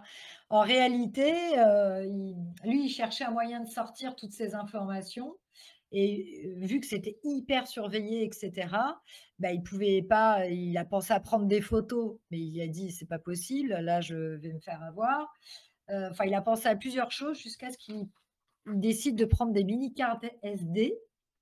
J'arrive plus à parler, mini SD, micro SD, qu'il dissimulait en fait dans l'une de ses chaussettes, mais comme il dit: «Lors de mon pic de paranoïa, dans ma joue, afin de pouvoir l'avaler si nécessaire». Donc en fait, il sortait quotidiennement, donc il précise pas combien de temps ça a duré, les informations, dans ces mini cartes SD qui coinçaient dans sa joue ou dans la chaussette. Donc à chaque fois, il était pétrifié de peur. Il se disait que c'est à chaque fois, il disait que c'était son dernier jour, Donc voilà. il l'a fait en plusieurs fois en fait. Il a Il fait l'a plein de fait passages en Il l'a réalité. fait en plein de voilà, passages avec plusieurs ordinateurs. ouais, Parce que s'il faut savoir, c'est qu'effectivement, à chaque fois qu'on ouvre un fichier, à chaque fois qu'un fichier est copié, toutes les actions sont enregistrées au final hein, dans un ordinateur. On peut connaître l'historique, même nous, hein, sur nos ordinateurs, on connaît tout l'historique de ce qui s'est passé. Donc systématiquement, toutes les infos étaient mises à jour. Donc à n'importe quel moment, il pouvait se faire attraper au final. Hein, si quelqu'un tombait un petit peu sur un de ses ordinateurs, qui voyait qu'il y avait un fichier qui a été copié-collé par ailleurs, donc, il utilisait 4 ordinateurs, des vieux ordinateurs, des vieux oui, rafios qu'il avait trouvés à côté, que personne n'utilisait depuis des années, qui ont une adresse IP différente. C'est ce qui lui a permis de gagner du temps. Donc, pendant des semaines, des semaines, des semaines, tous les jours, il copiait des fichiers, il rentrait, il sortait, etc., etc. mmh, Jusqu'au jour où il a eu suffisamment de données et que, bien évidemment, son temps sur son territoire était compté. Donc, c'est à ce voilà. moment-là qu'il a pris la décision Alors de pas. juste, pas Oui. le Rubik's cube. Ah, bah oui, Non, parce fini qu'il faut quand même Rubik. parler du Ah Rubik's. oui. Non, mais il y a elle est vraie, elle est pas tout à fait fausse, mais du coup, ce qu'il faisait, c'est que comme il était connu comme, l'homme au Rubik's cube, parce qu'il avait toujours un Rubik's cube sur lui, parce que ça lui permettait de se désangoisser et cetera, de le détendre, bah, du coup, il jouait beaucoup sur le Rubik's cube à chaque fois qu'il sortait une mini carte SD. Mais la carte SD n'était pas dans le Rubik's cube, elle était dans sa chaussette ou dans sa joue. Très bien. Bon, bah, voilà, vous savez tout maintenant. Voilà. Du Rubik's Cube. Donc oui, donc il est parti, une fois qu'il a collecté toutes ces informations, il est parti à Hong Kong. Alors pourquoi il a choisi Hong Kong? Parce que c'est une ville qui a une grande liberté de médiatique, une liberté de la presse, hein, une grande vitalité médiatique, qui a une culture protestataire, on l'a vu d'ailleurs il n'y a pas si longtemps que ça, hein. Et en plus, ils ont un internet qui est quasiment non filtré. Donc c'est très libéral au final, c'est très très libéral. Donc il est parti là-bas, mais préalablement, donc j'en reviens un petit peu à ce que tu disais, l'interrogation que tu te posais par rapport aux journalistes. Il a choisi 2 journalistes.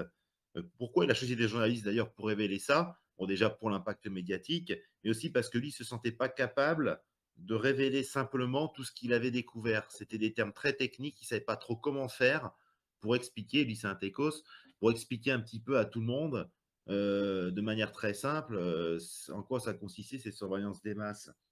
Donc il a choisi Laure Poitras et Glenn Greenwald. Et pourquoi, comment il a connu ces journalistes?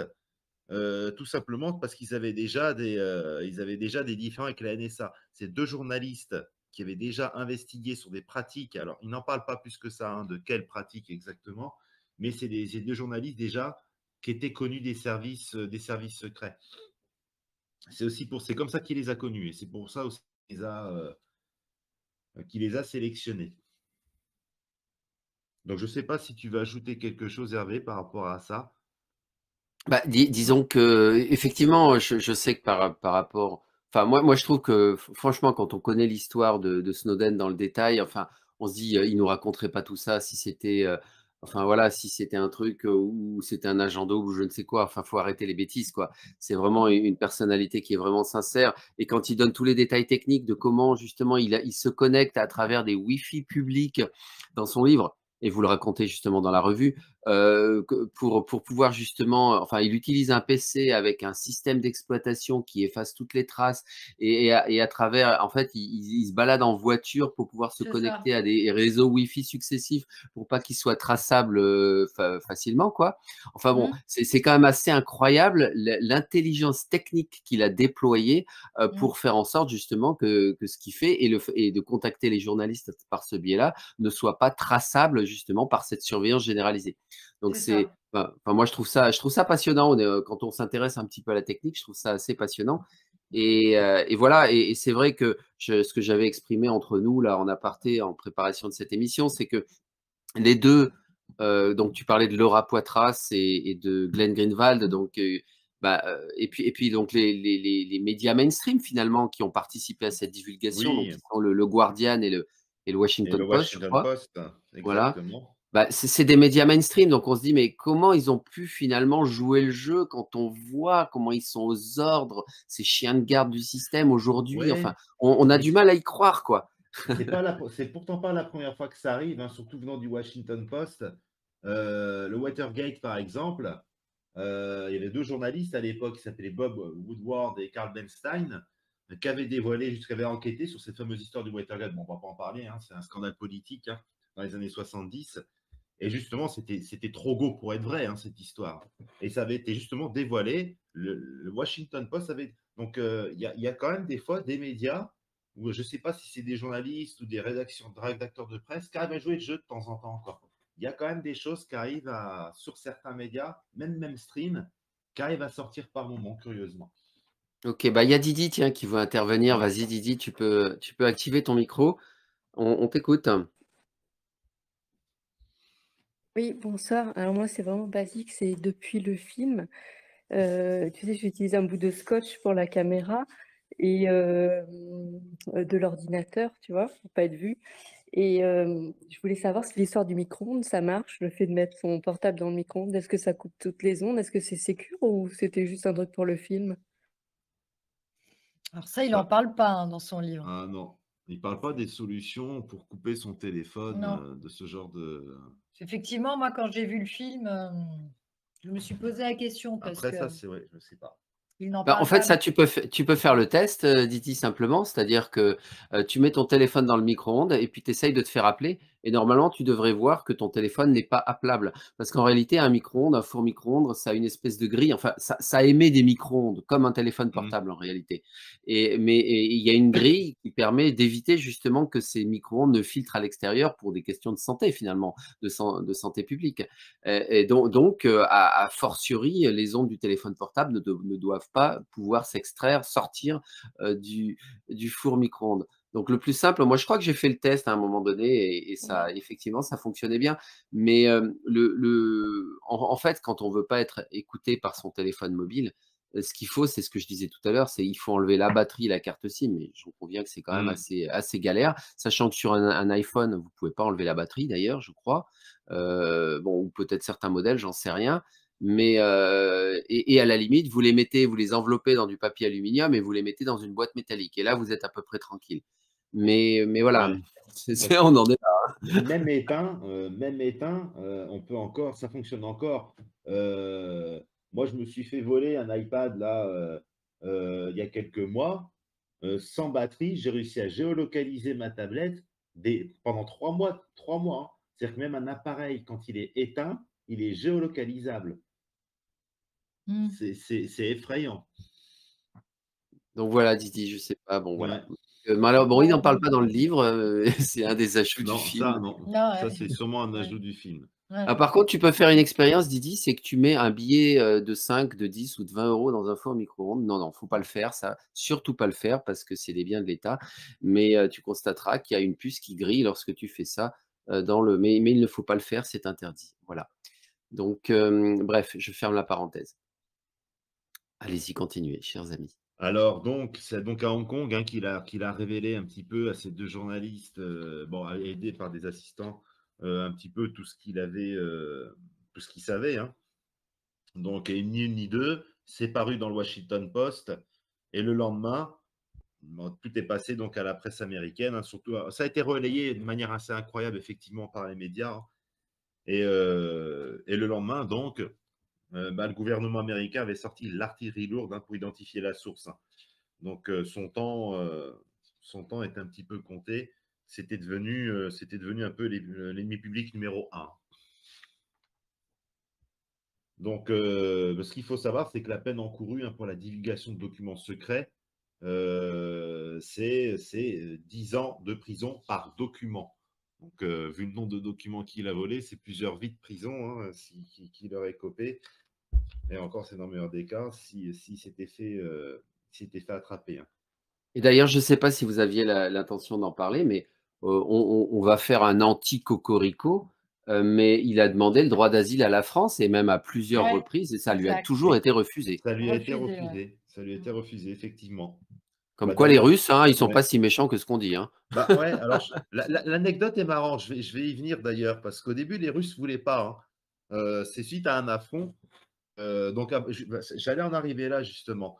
Donc, avant ça, donc, le gouvernement, il l'a inculpé pour violation d'Espionnage Act, et dans une plainte scellée, a officiellement demandé son extradition, hein. Donc, et ça, c'est arrivé quasiment le jour de ses 30 ans. Il était déjà très jeune, hein. Attends, Ah, il y a un petit problème de Ok. casque qui est excusez-moi, tombé. j'ai un petit problème de casque. Ok, C'est il n'y a bon? pas de souci, Ouais. pas de souci. J'en profite juste pour faire une petite annonce au cas où j'oublie. Donc, il n'y aura pas de Radio Pléiade lundi prochain, mais il y en aura un dans 15 jours. Donc, je crois que c'est le 27 mars. On aura toute une belle équipe pour commenter justement et on aura Pierre Wingmakers comme guest star, on va dire ça comme ça, qui a fait un travail de synthèse sur les plus de 10 années de blog de Cobra avec toute une équipe justement pour commenter tout ça. Donc voilà, je ferme la parenthèse. Ne Ok. manquez pas notre prochaine émission dans 15 jours. Et maintenant, le casque est au point. Le casque est au point. Donc, il finit à Moscou, hein, il quitta Hong Kong, hein, parce que c'était devenu trop dangereux pour lui de rester là-bas. Donc, il parta donc pour Moscou. Bon, initialement, hein, à la base, c'était prévu qu'il aille en Équateur, hein, sur les conseils de l'équipe de Julian Assange, hein, de Wikileaks.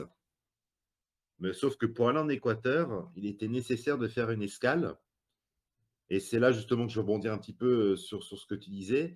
Et donc, il dit que les conseillers qui m'ont fait remonter, les conseils que l'on m'a fait, les conseils, excusez-moi, les conseils qu'on m'a remonté d'atterrir que dans des pays refusant l'extradition et d'éviter toutes les routes qui me feraient pénétrer dans l'espace aérien d'un pays ayant déjà coopéré ou obéi avec l'armée américaine par le passé. Donc, la France, un petit peu, faisait partie de ces pays qui avaient coopéré, quoi. Donc, il faisait route pour l'Équateur via Moscou. Et Pour arriver, oui, pour arriver à la base, voilà, il fallait qu'il ouais. parte en Équateur et il fallait qu'il Mmh. fasse une escale. Ouais. Il Ah, n'existait il y en avait donc, plusieurs, 2 escales. bah, c'est surtout, je voulais Ouais, surtout, pour principe, il y avait 2 escales, ouais. effectivement. C'est surtout une Enfin, la escale, première c'était Moscou. voilà. Et,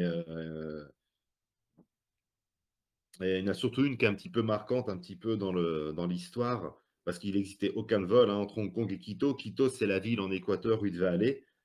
Donc, il devait faire une longue escale en Russie, hein. Comme il dit, lui, cette escale m'inquiétait beaucoup. Il avait peur de rester autant de temps là-bas parce qu'il devait attendre presque 20 heures avant d'embarquer par la Havane, hein, qui était une autre étape euh, pour arriver donc à l'Équateur. Et il a donc Juste, atterri. je fais une Oui. petite parenthèse en fait par rapport à son séjour à Hong Kong. Donc en fait, il a été hébergé par une famille en fait des locaux. Enfin, vous en Mhm. avez pas parlé, mais moi, ce qui m'a quand même sidéré, c'est que cette pauvre famille dans laquelle enfin, il a été hébergé, je ne sais pas combien de temps d'ailleurs, combien de temps ça a duré, mais ils ont eu des problèmes bien longtemps après, je crois. Ils ont eu droit à des procédures judiciaires. Ces pauvres gens qui ont aidé Edward Snowden lors de son séjour. J'ai un chat dans la gorge. Pardon. Enfin, voilà, je voulais juste parler de ça. Ouais. Donc, cette fameuse étape, c'est Sheremetyevo. qui est donc en Russie. Et c'était censé être une escale pour 24 heures. Cette escale a C'est duré. Moscou, hein. C'est l'aéroport de Ah, Moscou, c'est l'aéroport de Sheremetyevo. Moscou. Oui, Ouais. absolument. Et donc, cette escale a duré 6 ans. Ouais, au final, c'était prévu qu'ils y restent une journée, il y restait 6 ans.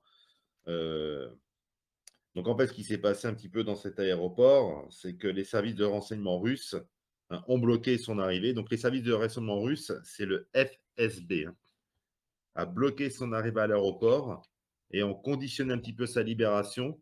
Ils voulaient bien le laisser repartir, à condition qu'il collabore avec les services de renseignement russes. Chose qu'il refusa par principe, hein. Il dit en effet, écoutez, je comprends que ce que vous êtes en train de faire, hein, mais permettez-moi d'être clair sur le fait que j'ai aucune intention de coopérer avec un service de renseignement quel qu'il soit. Je ne peux pas me montrer irrespectueux, mais je vous préviens que ce ne sera pas l'objet de cette discussion. Si vous voulez fouiller mon sac, si vous voulez fouiller mon sac, il est juste là. Donc, il resta coincé là-bas.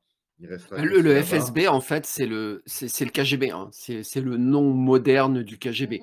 Donc effectivement, quittant la CIA, il n'allait pas d'un coup coopérer pour l'ex-KGB. Là, du coup, il a gravé son cas quelque part, hein. On peut comprendre sa Ouais, position.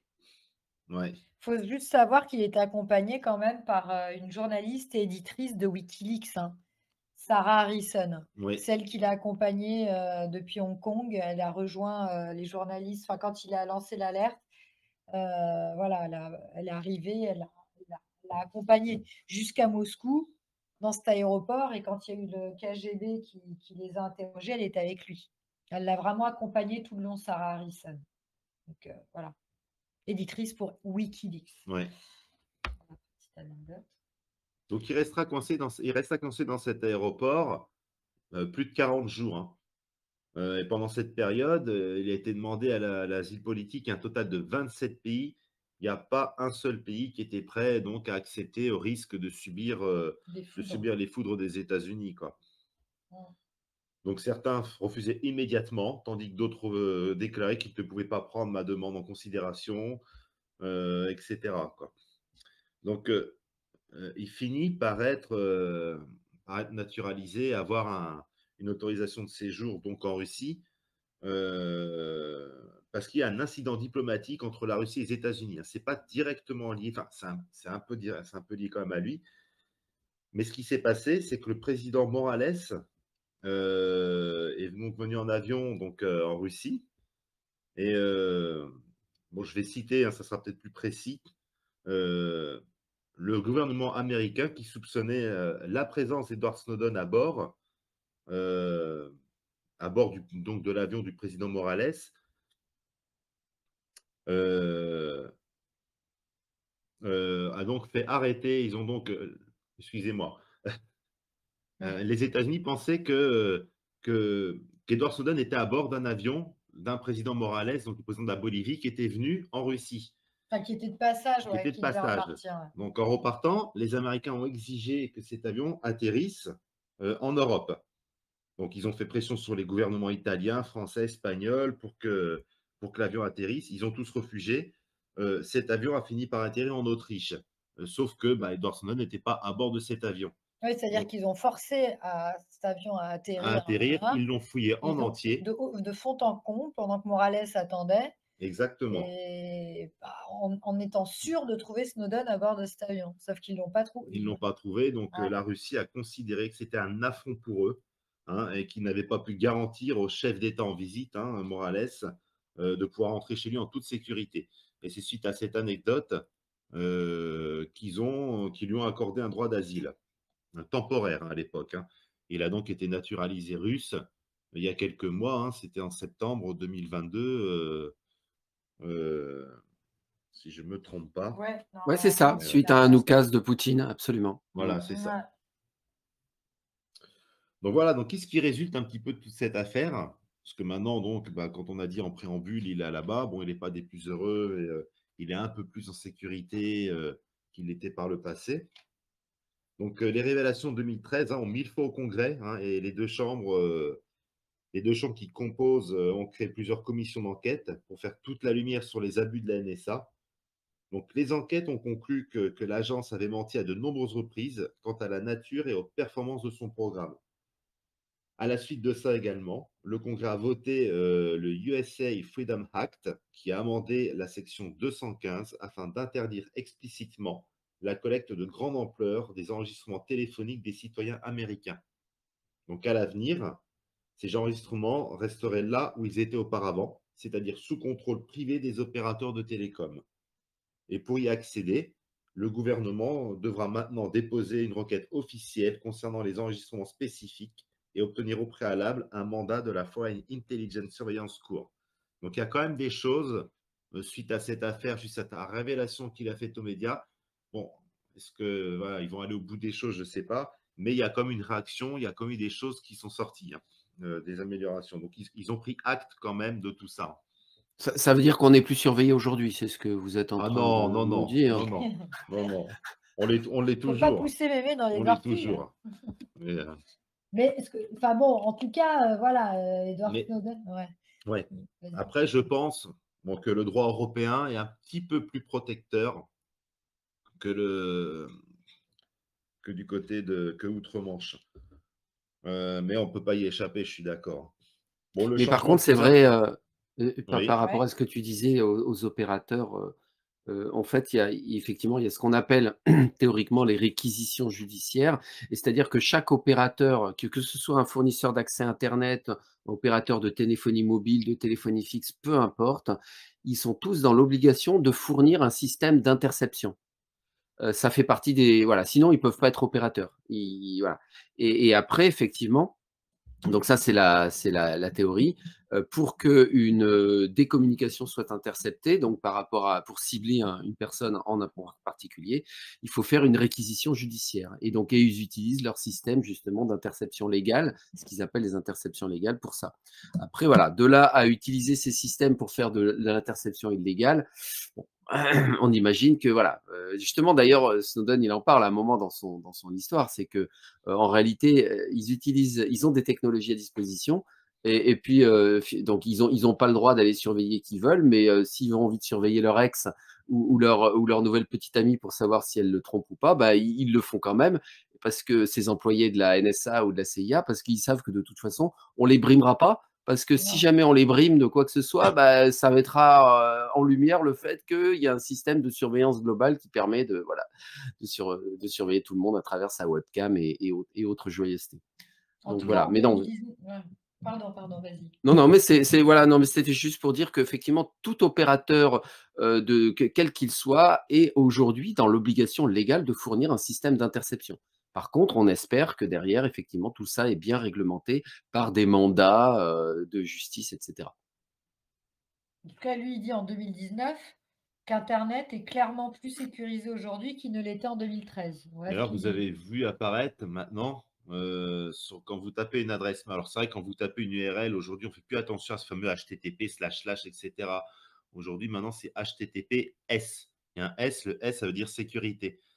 Donc, c'est ce qui, effectivement, Ce qui veut dire que le S, c'est sécurité pour empêcher une partie tierce d'intercepter le trafic web. exactement.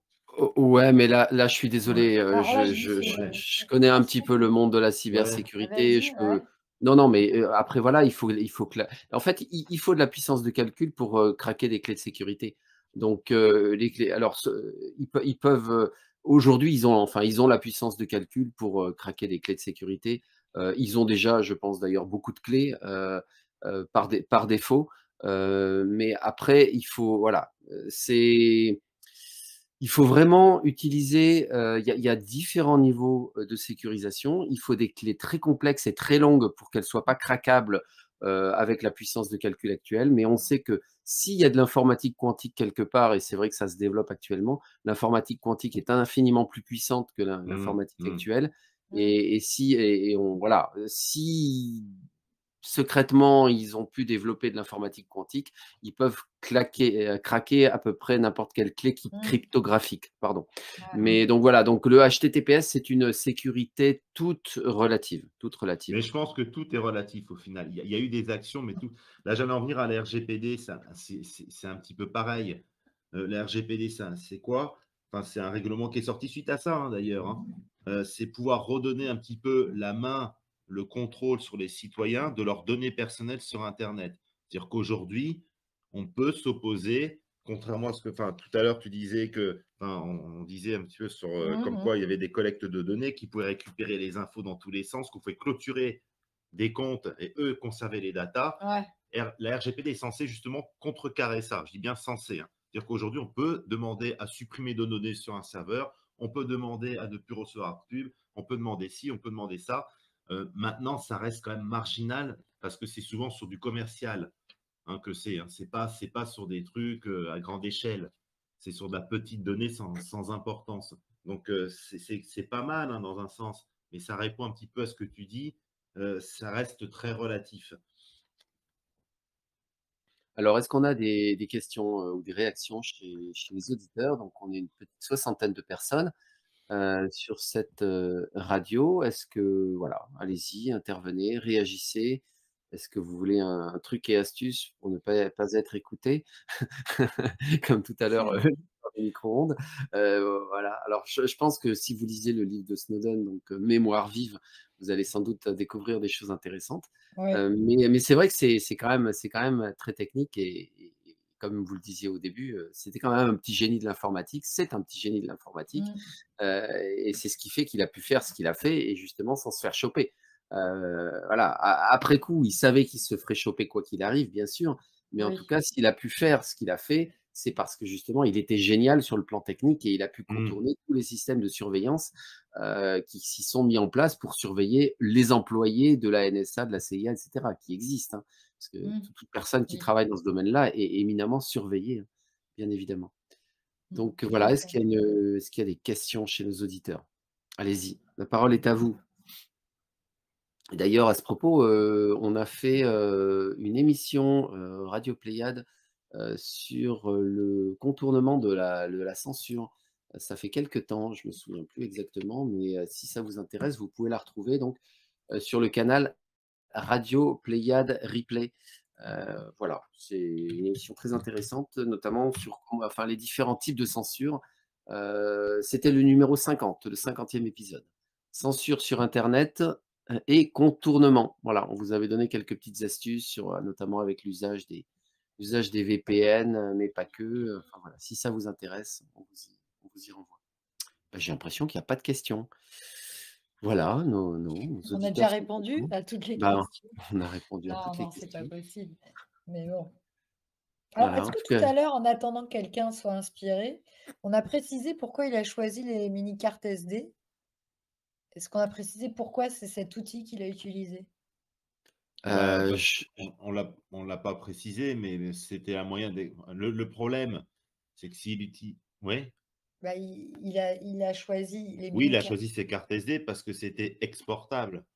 Non, non, il y a pas que ça, il y a pas le fait non, aussi il a une mini choisi. SD Ouais, a très ouais, peu de vas-y. métal et donc ré peut Oui, passer un Ah! portail de c'est détection? exactement ça. D'accord. Voilà. C'est parce que ça passe pas au détecteur Ouais, de métaux. C'est pour ça qu'il parce a que ce qui peut choisi ça. paraître aussi logique, Mmh. c'est que vu que c'est un support externe, ça transite pas quoi, par les réseaux. Mais Oui, mais ça effectivement, aurait pu c'est être pour une clé vraiment USB, mais c'est voilà, donc c'est détectable. comme ça qu'il arrivait à passer à travers Voilà. les portiques de sécurité. Mmh. C'est ça. Voilà, bah, en tout cas, je ne sais pas si vous avez des questions. Moi, j'en profitais en attendant qu'une main se lève désespérément, que faire un petit peu de pub encore pour Revue Citoyenne, pour vous dire que, par exemple, donc ils font ah bah voilà, il y a Sony qui lève la main, pour vous dire qu'ils font aussi des hors-séries, et notamment, il y en a un qui parle du voyage d'Albert Einstein Ah! avec voilà, son assistante sur le site De de Roswell. Roswell en juillet 1947. Donc, intéressez-vous à ça. C'est voilà, puisqu'on en a parlé aussi. Moi, j'ai fait une émission spéciale là D'accord. sur le phénomène OVNI. On avait un chapitre sur la partie Roswell. Et c'est vrai que je ne savais pas que Albert Einstein s'était rendu sur site. Et donc voilà, Revue Citoyenne nous a fait un dossier sur ce sujet-là. Donc voilà, allez, on va passer la parole à Sony. Hop, ah non, c'est toujours pareil. J'essaye d'activer, ça devient gris, ça redevient rouge. Ah. Vas-y, Sony, Oui, parole est à bonsoir. toi. Bonsoir. Bonsoir et merci pour ce joli résumé. C'est pas vraiment une question que j'ai, mais plutôt une remarque. Ce que ça m'évoque, c'est que en fait, j'ai l'impression que malgré toutes ces révélations fracassantes, bah, finalement, il n'y a pas eu réellement, ça n'a pas inquiété grand monde de ce que je comprends. Bon, le pauvre Snowden, du coup, il est réfugié en Russie.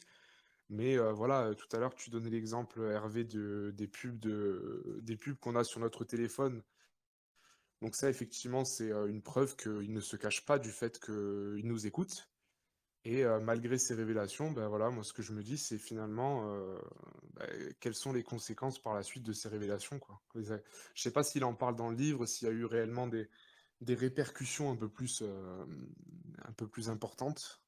Alors, on en a un peu parlé quand même à travers enfin, c'est ce que vous disiez à l'instant, que Ouais, la régulation, en tout cas en façade, la régulation a un petit peu évolué. Ouais. Mm. ah oui, oui, Oui, bah, oui, Ça, ça reste quand même une façade, quoi. ouais, Oui, Bah, en bien fait, sûr.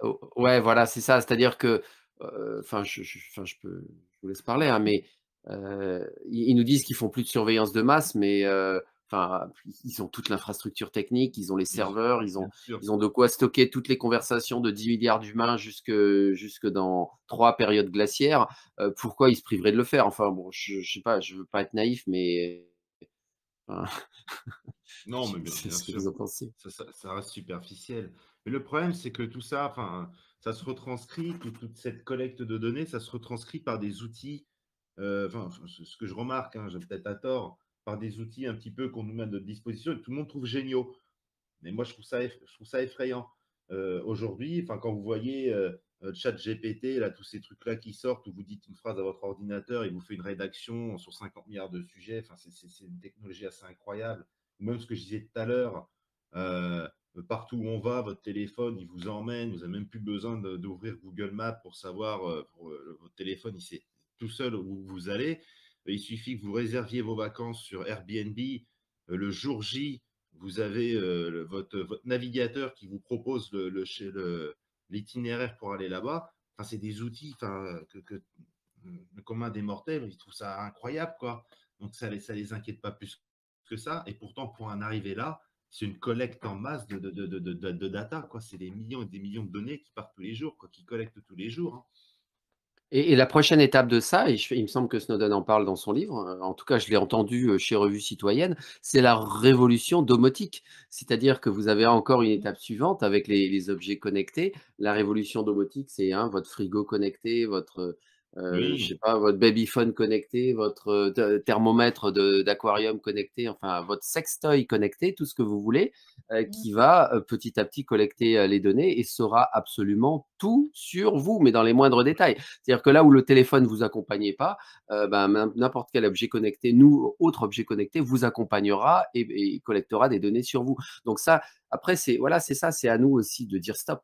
C'est à nous de mmh, dire non, c'est terminé. Moi, la domotique, non. ouais, Euh, Moi, j'ai dit ça, non au Linky parce que je voulais pas justement qu'ils en sachent trop sur moi et sur ma façon de consommer l'électricité, parce que le Linky, c'est aussi un espion, hein, faut pas bien sûr. l'oublier. C'est aussi une mmh, façon de collecter des données sur votre usage, puisque chaque appareil électrique a une signature spécifique. Quand vous allumez un poste radio, quand vous allumez enfin, ou un frigo, une télévision, un écran plat, tout ce que vous voulez, une ampoule, tout ça a une signature bien spécifique et ils savent très exactement quel appareil consomme de l'électricité à tout moment. Donc tout ça, ça produit des données, c'est du big ouais. data, et donc on sait où est-ce que vous êtes dans votre maison à tout moment de la journée en Et fonction des ouais. appareils que vous branchez, que vous allumez.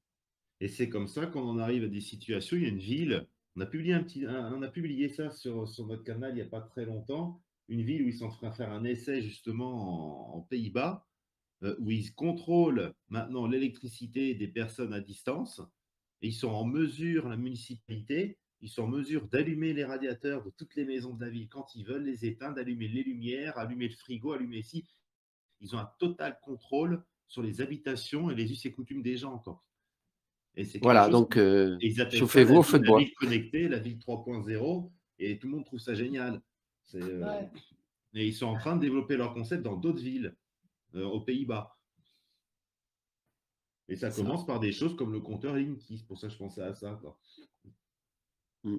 Ben voilà, mais on y est, hein, le compteur Linky, on est dans la surveillance généralisée aussi, hein. Alors bien sûr, il y a des apports technologiques, vous pouvez optimiser votre consommation, enfin voilà, bon, voyez-le comme vous voulez, hein, mais alors je ne sais pas s'il y a d'autres personnes qui souhaitaient intervenir. On arrive à 1h45. Ah! Allez, on a encore quelques petites minutes, et puis, ben, Élisabeth ou David, si vous avez encore des messages forts à faire passer, quels qu'ils soient, c'est le moment.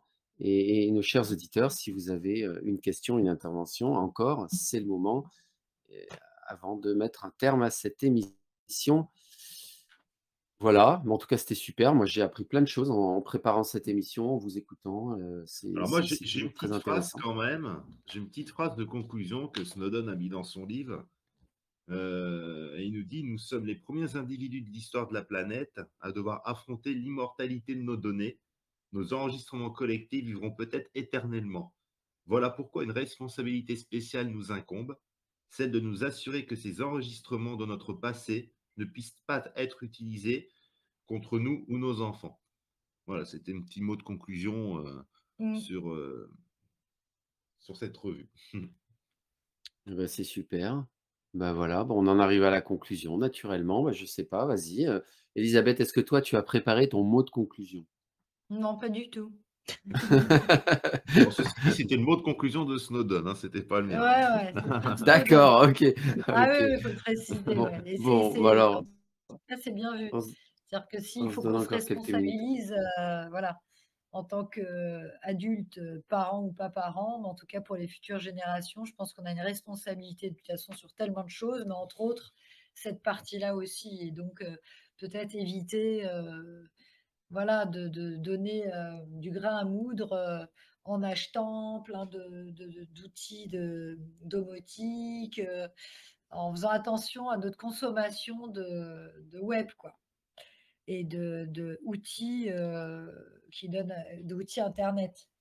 Voilà, Voilà. achetez vos livres chez le bouquiniste, vous n'êtes pas tracés, et puis regardez Voilà. des livres plutôt que de regarder, des sites internet ou Trop des vidéos. d'écrans ou trop de vidéos, même si Arrêtez c'est de bien, mettre, arrêtez de mais mettre vos bon, photos de famille ou vos photos de vacances sur les réseaux sociaux, heu, ouais. vous aggravez votre cas.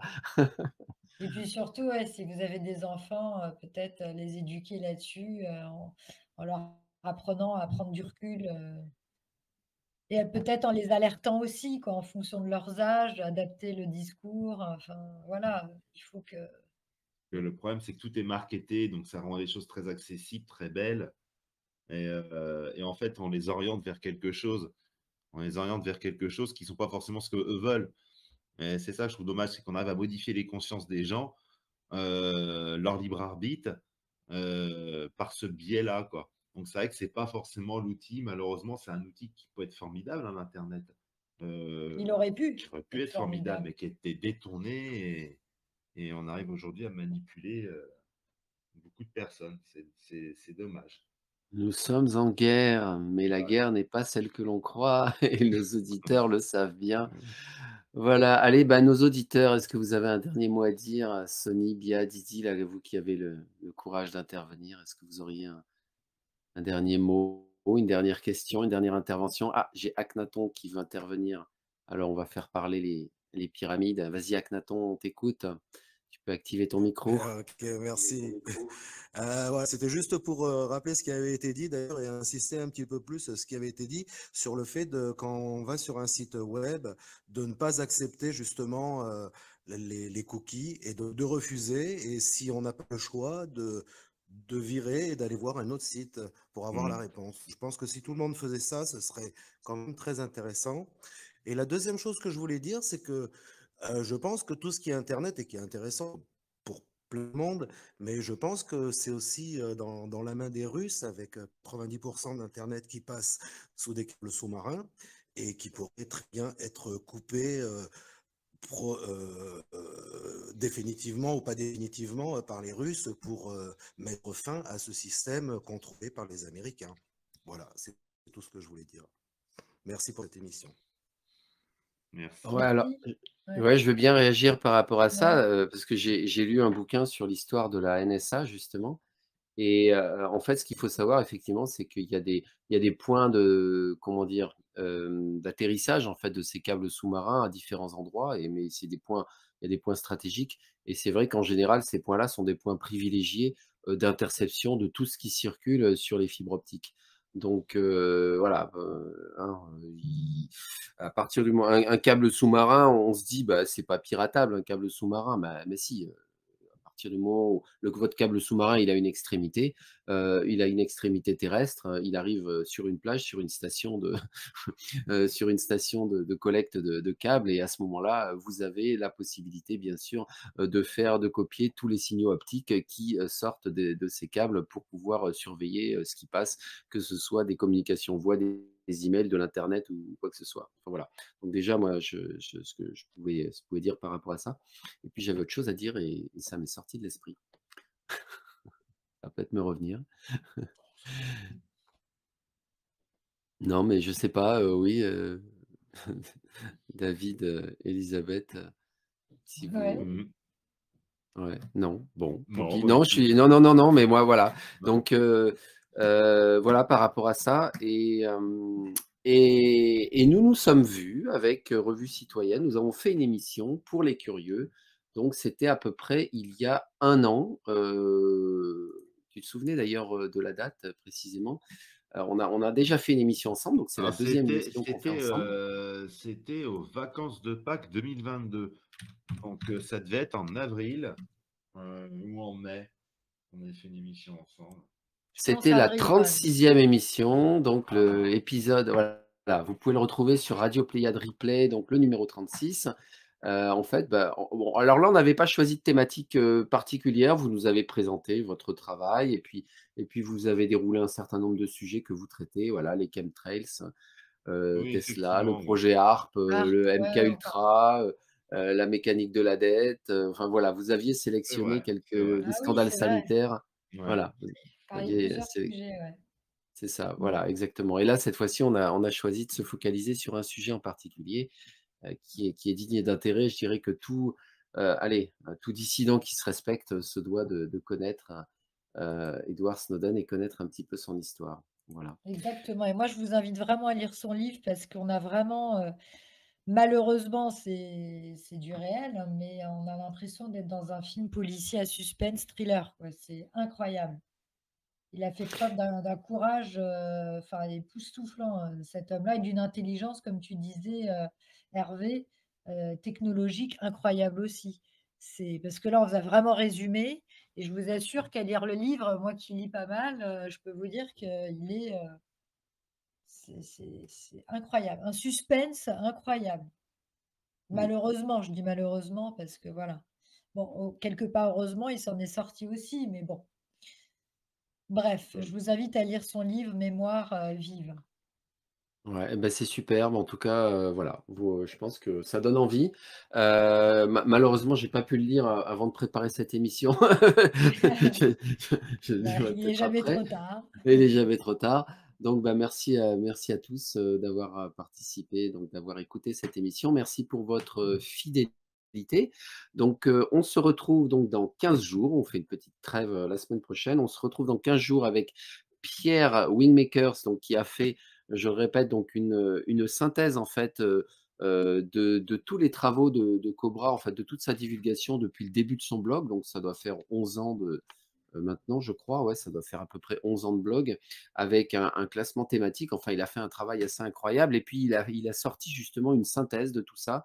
Alors on aura envie de dire pour les nuls, mais je l'ai lu, je peux vous garantir, c'est pas du tout pour les nuls, mais en tout cas, c'est une très bonne synthèse. Donc on va parler de tout ça, on va parler de son travail, on aura une table ronde, on aura une belle tablée, pour pouvoir, discuter ensemble de tout cela dans 15 jours, donc le 27 mars. Voilà, ben, un grand merci à vous, grand merci, David et Elisabeth d'avoir Bien, accepté, merci beaucoup, hein, de nous Avec avoir plaisir, accueillis, hein. avec cette plaisir. émission, Merci à hein, toi Hervé. et On a puis au été ravis plaisir. d'être, sur, Radio Pléiade ce soir. Eh ben, c'est super et puis revenez quand vous voulez et puis, nos abonnés, allez voir, Revue Citoyenne, il y a plein, plein de choses intéressantes et vous imaginez pas les célébrités même qui s'abonnent à Revue Citoyenne. Vous imaginez même pas. C'est vraiment, Ça voilà, te c'est brûle les lèvres, hein, de le dire, hein, mais non. non, non, non, non, non, j'aime Ah bien le mais attends, suspense. ils vont prendre peur, ils vont croire que ce sont des célébrités dangereuses, tu sais, Non, ce sont des célébrités du monde de la dissidence et moi, je ne sais même pas voilà. qui j'ai parmi mes lecteurs aussi, je ne sais Eh pas. oui, J'ai peut-être aussi de grandes voilà, célébrités parmi mes lecteurs. Ah oui, bien sûr. c'est ça, On ne sait pas, on ne exactement. sait pas. Allez, un grand merci à tous Merci et beaucoup. donc on se revoit dans 15 jours. Salut David, salut Elisabeth, à Au bientôt. revoir à Merci à tous. tous. Bonne nuit. Au revoir. Au revoir. Bonne nuit.